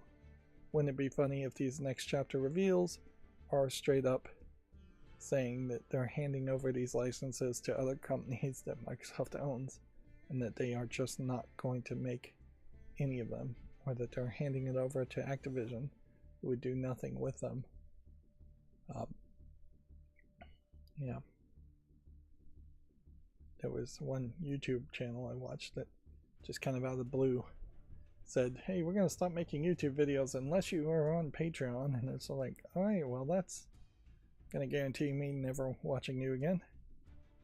Which really was fine, because I was losing interest in watching them anyways. Moving on, the Tomodachi Life during Living the Dream Direct is set for January 29th. So we're getting announcements for announcements quite a bit. So somewhere around February and the end of February, we probably are going to start seeing announcements for actual games that are actually going to come out in the next quarter. Dynasty Warriors 3 Complete Edition Remastered has been delayed to an unannounced date. Has Dynasty Warriors 1 and 2 been remastered? Not sure. Almost would play these warrior games if there was some way that you could just have the buttons hold down in a turbo mode. Because yeah, I definitely don't want to play a button masher game. And honestly, then if I'm not even pushing the buttons down, I'm playing something too close to Vampire Survivors at that point. I should just probably play the DLC on Vampire Survivors first. And then Hyrule Warriors Age of Imprisonment shipments and digital sales have topped 1 million. We have quite the collection of characters here with Zelda. But I don't think you actually play as Link, because I think this is a prequel story. And I think this is a Warriors game also, which is weird to have announcements on 2 Warriors games, but it's all from the same Koei Tecmo people. Which that does kind of highlight an interesting separation there, where Koei Tecmo is making Warriors games on one hand, and then they're making remasters of Fatal Frame on another hand. Moving on to Gaming on Linux articles. Apparently you can swipe right to slay beast in Reigns the Witcher, announced for February 25th. Apparently I need to accept and show cookies, which I don't know exactly why I need to do that again, but whatever. Said it before, I don't think I would particularly be too interested in playing yet another Reigns game, particularly on PC. Maybe if I had it on mobile. That's a great example where Steam really would do well if you could install Android games through the Steam library and the Steam app. And that's where you got Android or even Apple games too. Let's see, XFCE is getting a brand new Wayland compositor called XFWL4. Another desktop environment dropping support for X11, an incredibly old compositor in favor of Wayland, and it does seem like Wayland is the only desktop compositor worth mentioning. There probably is a Wayland X11 or X11 Wayland compatibility version, but I think that's part of Wayland also. So yeah, we may very well have a very different type of Linux in the next few decades. There's talks certainly about making more of Linux be a modular thing at its base level, and distros are going to become less about tweaking settings as much as they might just be about applying themes, if they even continue to exist in the way they are now anyways.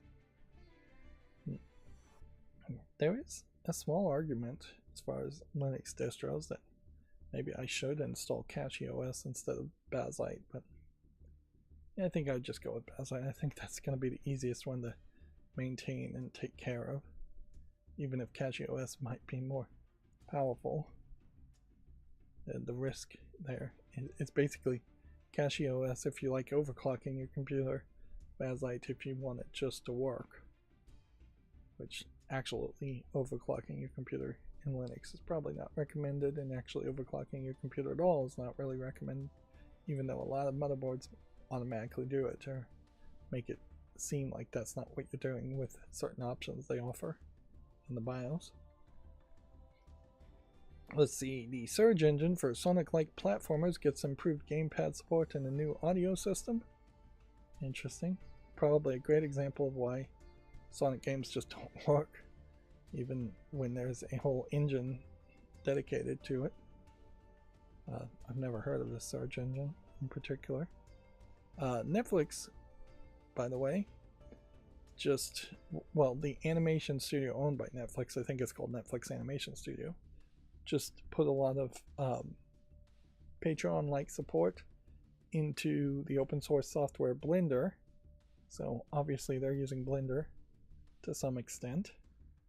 And weirdly, they seem like they've figured out how to actually install Adobe Photoshop on Linux, which has been a long-standing program that just didn't work on Linux. I think in part because people would prefer you just not use Adobe Photoshop in the first place, and in part because I think Adobe was going out of their way to make it difficult to use the Wine compatibility layer to run Photoshop. But yeah, I guess if you were holding back to leave Windows or macOS because of Photoshop alone, there is now a process to actually get the installer to go and for everything to seemingly work well enough to launch the app. Maybe it isn't rock solid at the moment. I wouldn't be surprised if it's not rock solid, but if this brings enthusiasm to the project, which maybe it will, maybe it won't, you may see bug fixes coming like crazy. Let's see. Lunanti, formerly known as Mindtest, version 5.15 brings UI improvements, mod upgrades, and big performance boosts. It is a Minecraft clone, pretty obviously. But I don't think it actually requires you to own Minecraft. Let's see, Bella Citic blends a tiny glade and townscaper into a fresh sandbox builder. Okay.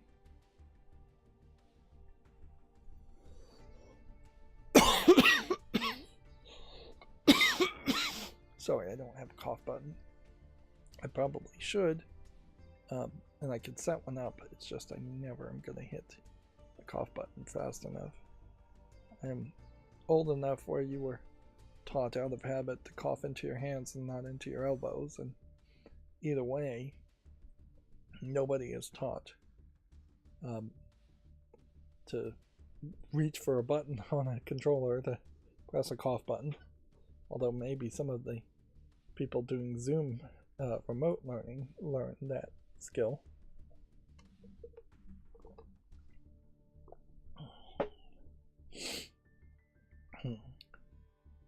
Let's see, Bazzite Linux founder releases a statement asking GPD to cease using their name. GDP said that they were working directly with Bazzite to get it to run on their newest hardware, and they came back and said, nope, that is not the case. And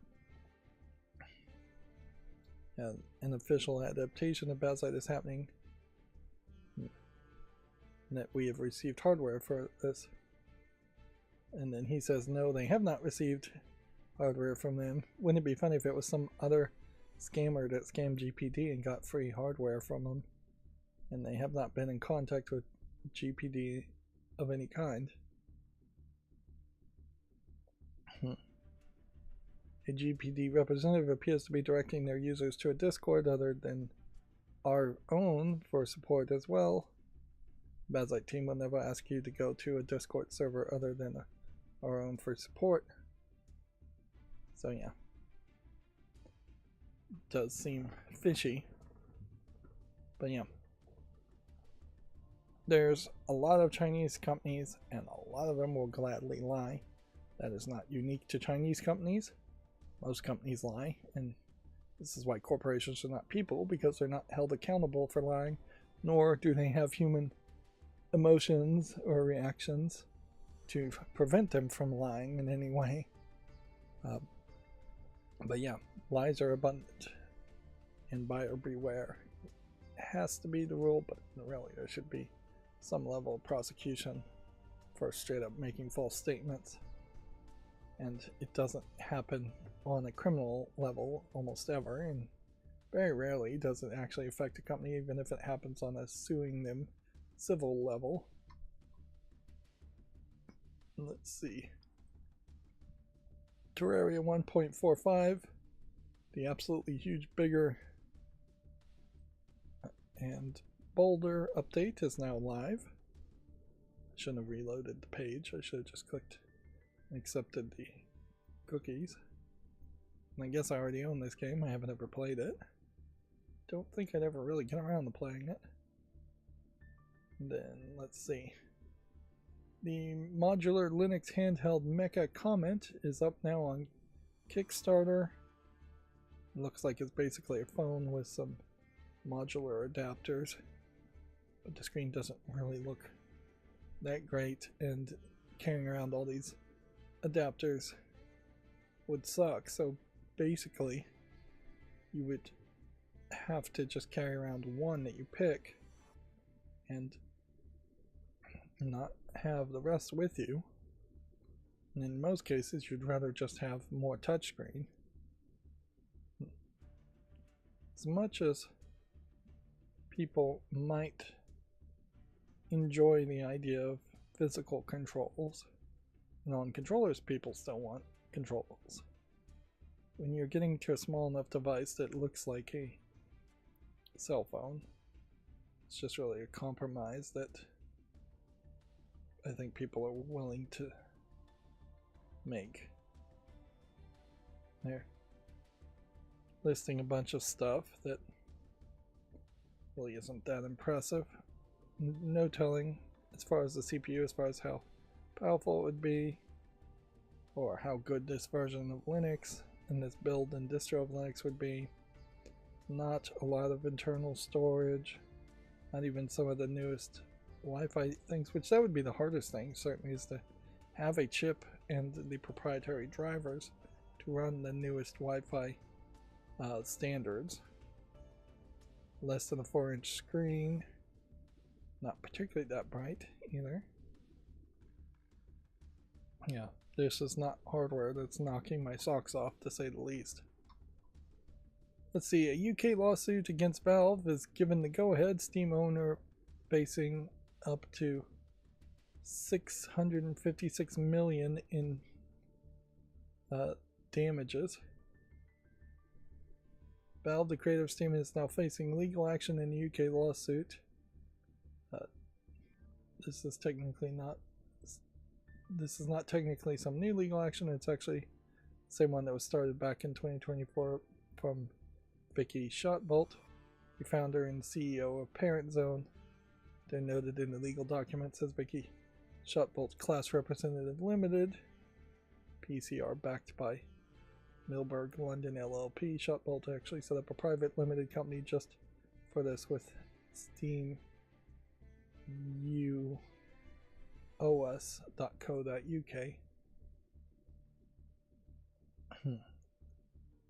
The latest details of the documents and hearing is set. The hearing happened on October 14th, 25.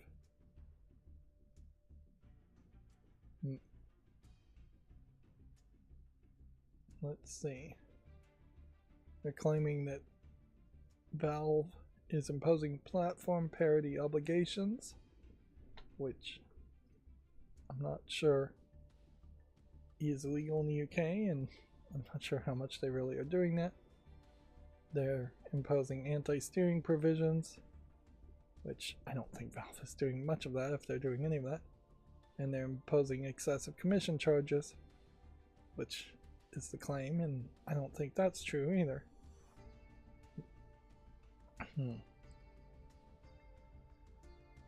So yeah, this court case is going forward, and the worst thing that could hurt Steam and Valve in this lawsuit would be just the UK and the United States relationship at the time politically.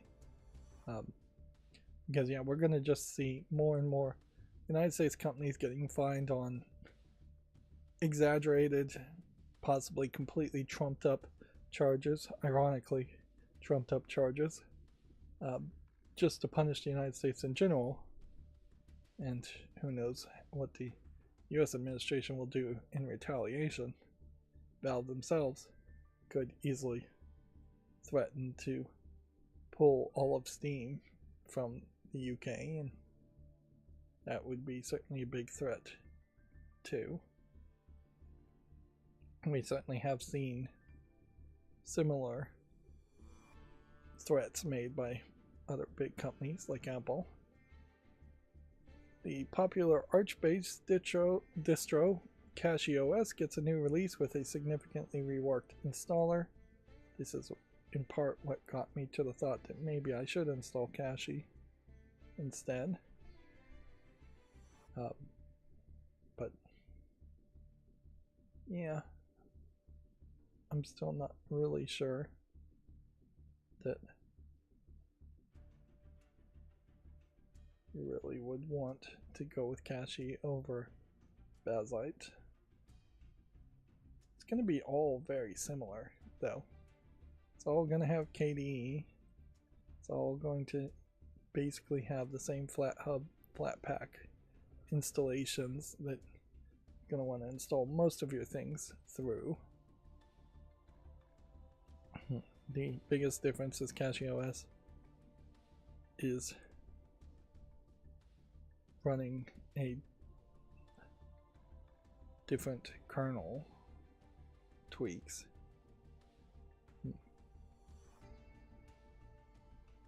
Yeah.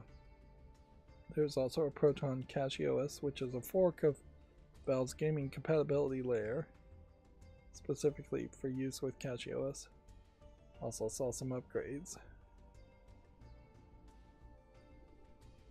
Particularly as a video game critic, though, it doesn't really help if I make footage and criticize a game based on the performance of running a really difficult to duplicate operating system install. It's much easier for me to say I just installed the basic Bakelite Linux and didn't really do any kind of tweaks or anything, so this is what you can expect with my hardware running Bakelite Linux. If I have to put paragraph after paragraph of tweaks I put in the description of the video just to explain how I got a game to run, well, that's not very helpful, not very replicatable. Moving on, Mechborn is a roguelike deck builder that fuses 90 mech anime with Greek mythology. Pretty sure there were already some mech animes out there that fused mechs and Greek mythology, but maybe not. Feels like there would have been at least one anime like that. The Simple Good Old Games client for Linux, Mini Galaxy version 1.4.1 is out now. Okay. Leave it at that. Again, I'm feeling kind of getting kind of tired. Plague Inc. Evolved gets a vastly improved playing experience on the Steam Deck, which maybe there would be a reason to go back and play Plague Inc. if I could grind out some of the playthroughs on the Steam Deck. But yeah, I don't think I really want to do that. You can see it's still rated very positively. This came out before the COVID pandemic, and perhaps even gained popularity during the COVID pandemic, and is still popular past the COVID-19 pandemic. So it's a pretty stable game. Although weirdly, they have not been able to translate the success of Plague Inc.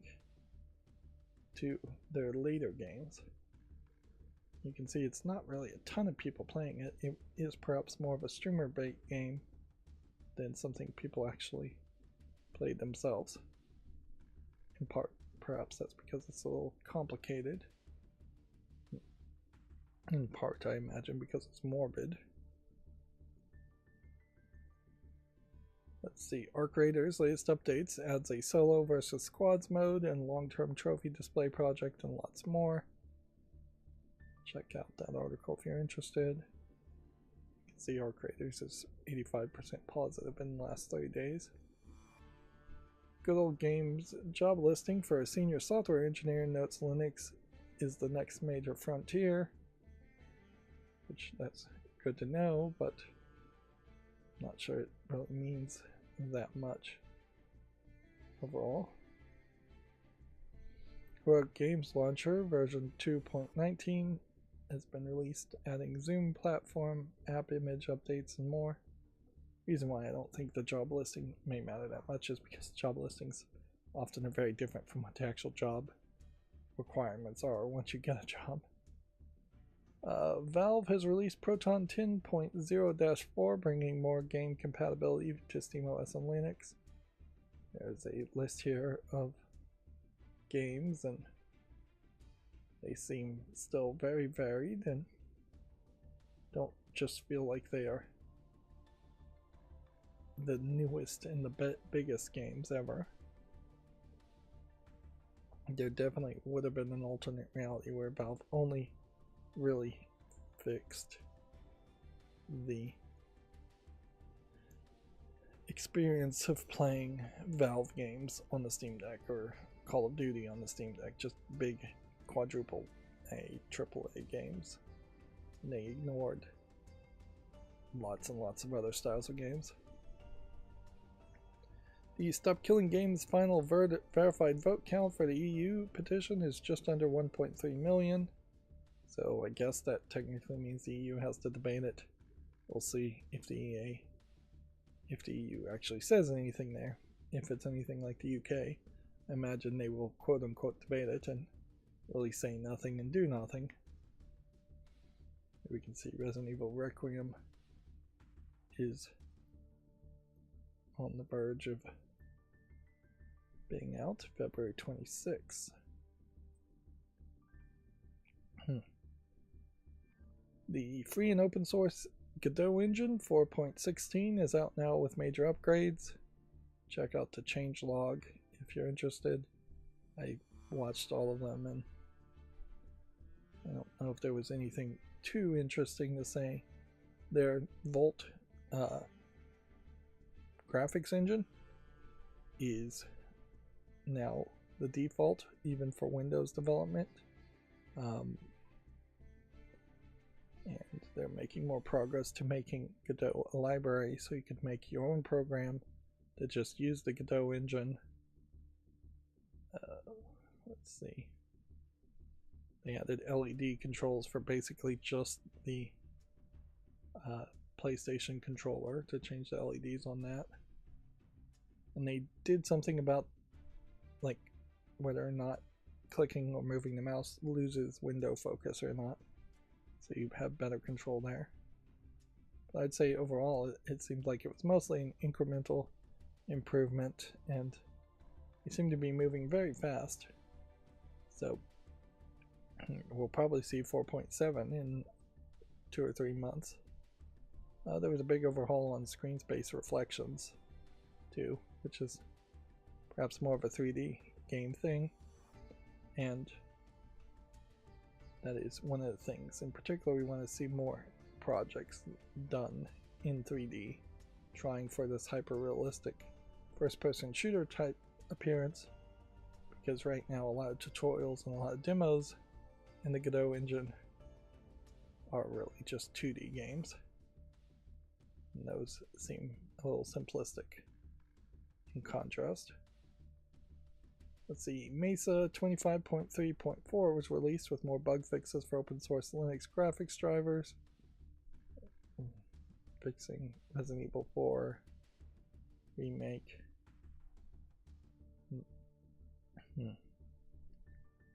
Yeah, and a bunch of technical stuff in general being fixed.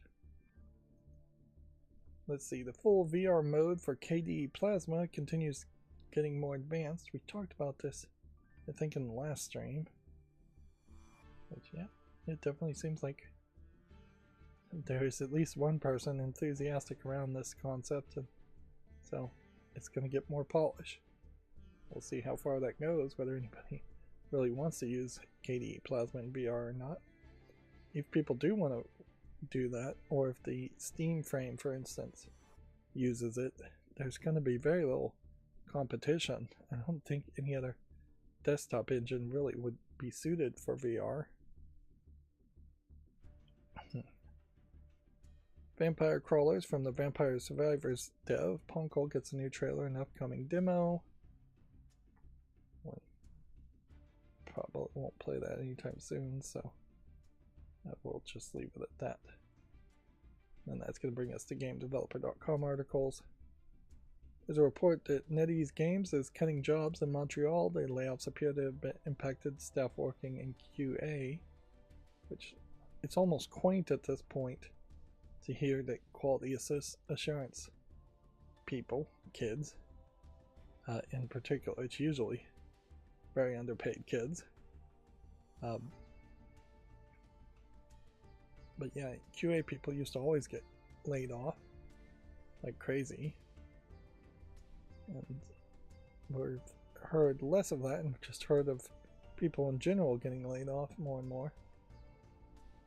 GameDeveloper.com says Godot 4.6 is here with a fresh look and a promise to prioritizing workflow. Oh yeah, they changed the theme too. Yeah, they're just trying to make the whole experience of developing a game better and better, as much as they can. The micro indie publisher Pantaloon closes the pre-seed funding round. The company will use that cash to expand its nascent publishing label. So they didn't go out of business, they just closed their funding round, which is probably a level of accounting that I don't understand, so I'll leave it at that. Valve faces a lawsuit over developer commissions on Steam. The lawsuit could require Valve to pay damages up to $897.7 million. Yeah, we kind of talked about that. Capcom sold a record number of video games over the past 9 months, which, okay, it's barely believable. Resident Evil 4 and several other Resident Evil games, and Street Fighter 6. And I'm not sure if there's anything else that sold really largely there. Then Ubisoft is proposing 200 voluntary redundancies at the France headquarters. So they're basically asking people to quit before they actually have to lay them off.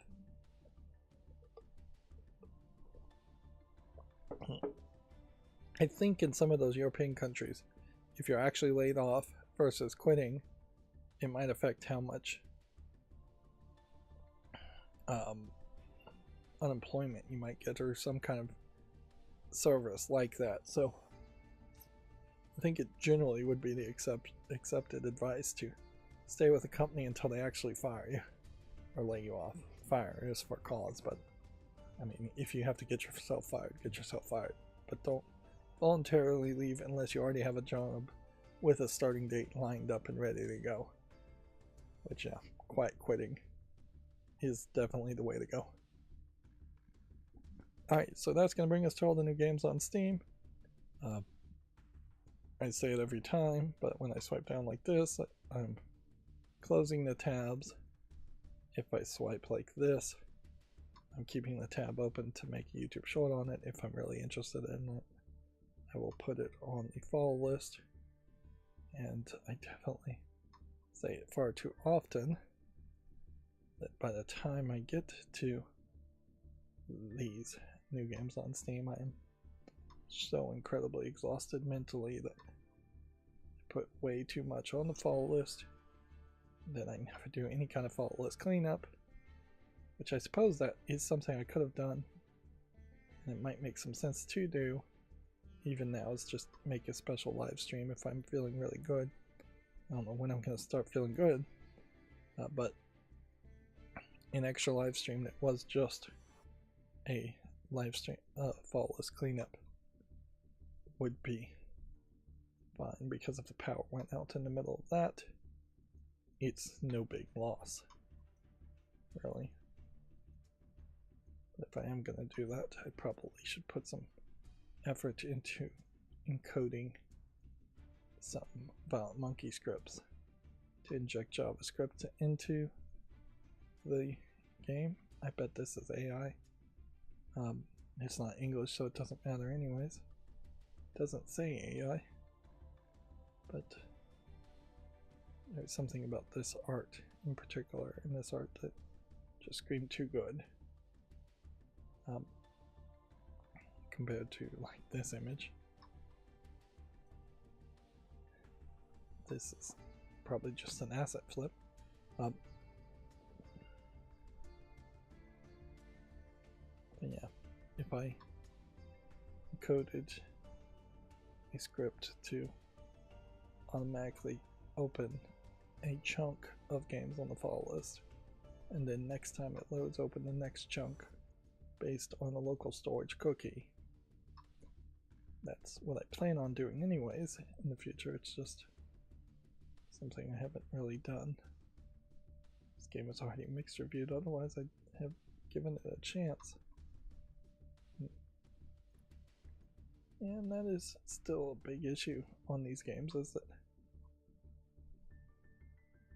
Actually, let's not put that one on the follow list. I didn't realize the thumbnail there was lewd.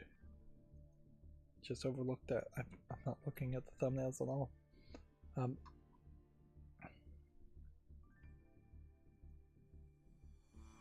yeah,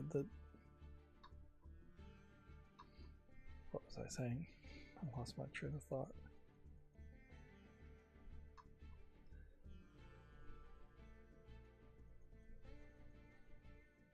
Suppose what I could say is, even if I do speed up the process of doing follow list cleanup and actually get more work in less time done, I still don't really have a good system to speed up this process of looking at all the new games on Steam.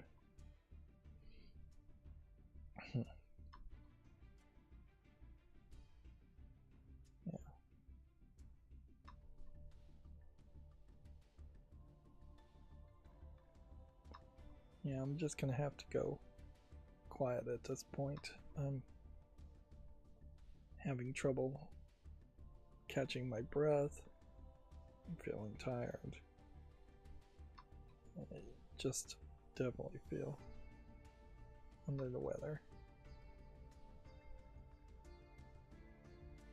Saw a YouTuber talk about how when people get older, if they like break a leg or something, they become immobile, and then the second you become less active, your body tends to start to fall apart. You're just not keeping it well exercised, and so breaking your back, breaking your neck, breaking a leg, possibly even breaking an arm, may lead to a potentially deadly level of sedentary lifestyles. Of course, that's not just old people.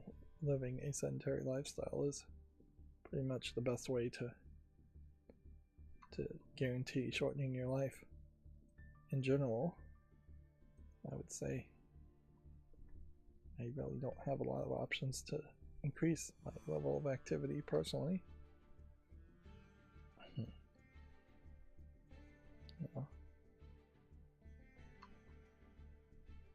Yeah, I can say even being somewhat relatively young compared to most old people, that I have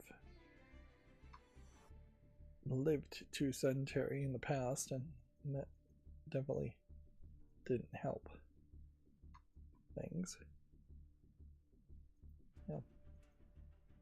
In particular, when I try to do something that requires bending over or using my back, in all of cases, that's usually when things start to spasm and I'm in real pain and stuck in bed even longer.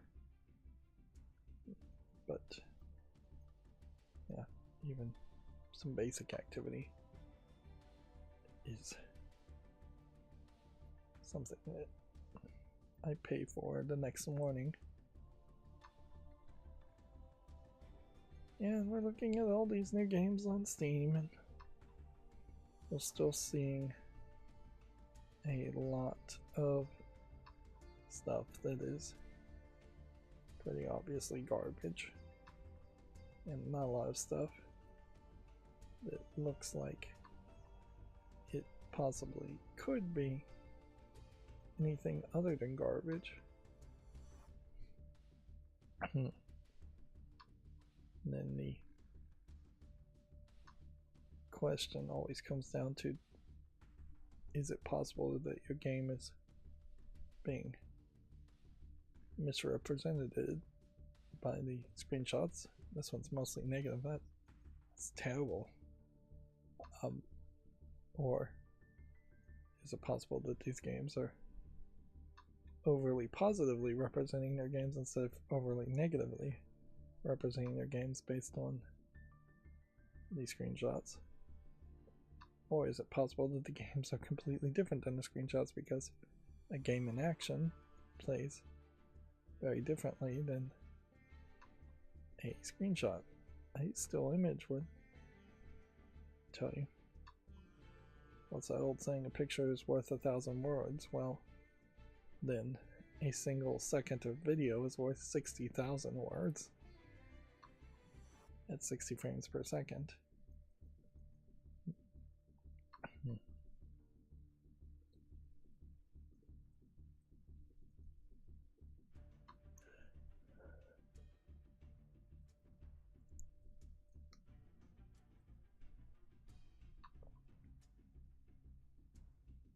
Let's see.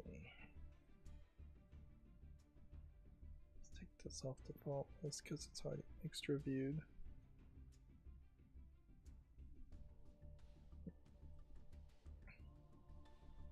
And if there were going to be any games at all based around the winter weather, I mean, they're going to come out 6 months to a year from now, and they'll feel incredibly disconnected from this most recent storm.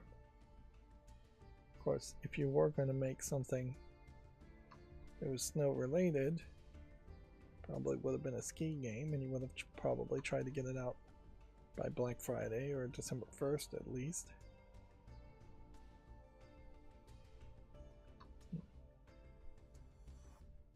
Yeah, I don't know if there's really too many games set in a snowy world that really can catch people's attention. I'm just trying to rush through this as fast as possible. One of those games had a thumbnail that was hand animated, and that almost something that caught my attention. Is this AI? Yep. Well, they're saying it's just for the translations. Interesting. So a typing game where you are putting a kind of anime girl to sleep. Which you'd think typing would keep someone awake, not put them to sleep. But I guess maybe you're reading them a story or something, is the implication. It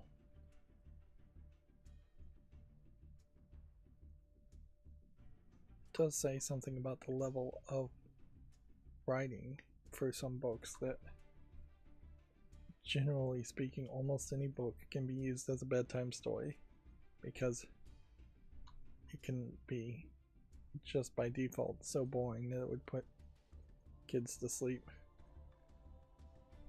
with a few exceptions, I imagine.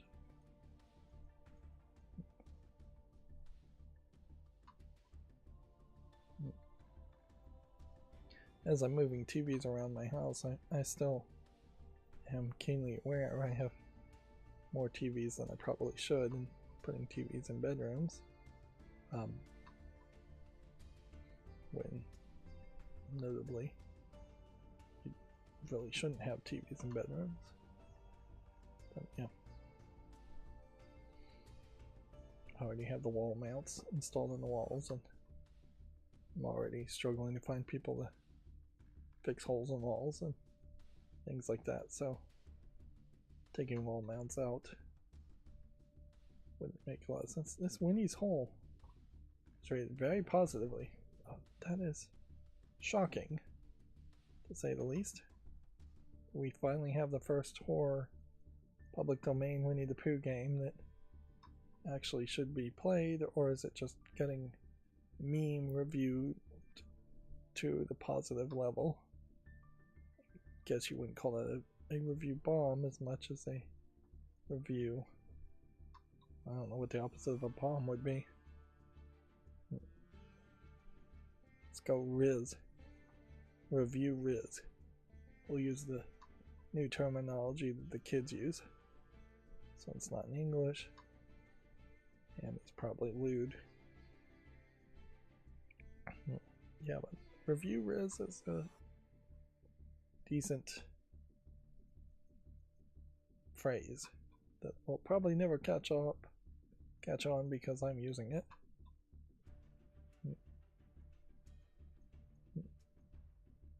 Honestly, I imagine most games don't want to be accused of getting positively reviewed any more than they want to be accused of being unfairly negative reviewed.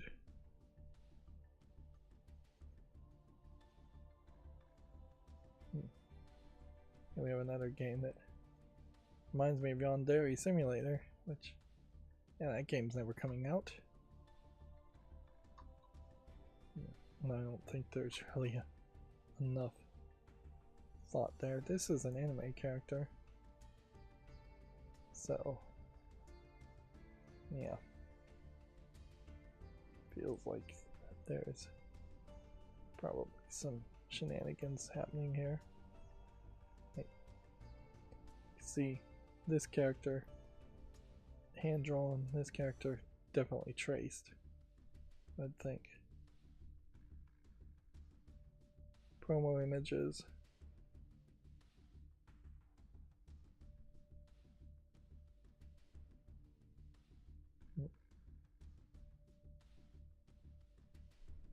Yeah, this really doesn't seem like it's matching the art style or the characters even being shown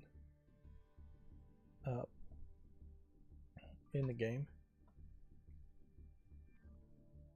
Moving on. Still got some 3D CGI asset flip games showing up, usually horror based.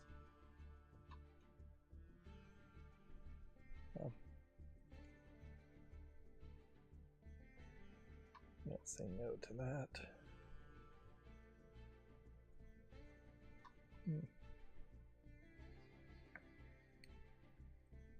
Yeah. This is definitely one of those days where I wish I had somebody else I could just hand the news coverage over to. Yeah. I guess at some level, if I was big enough to collab with somebody and that would actually be useful to collab with people, which with the new way YouTube does collabs, that might be useful, maybe not. Could have somebody go through all the new games on Steam, send the footage to me, and then play back that footage at the end of the live streams at a sped up process. Although a lot of it still is just my own decision, and so having someone else look at it doesn't really make sense, and speeding up the process may really only save so much time.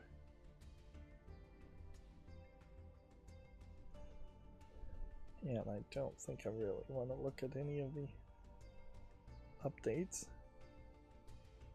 as far as Apollo's cleanup. So yeah, that's going to be it for this stream. As always, I ask you to like, share, subscribe,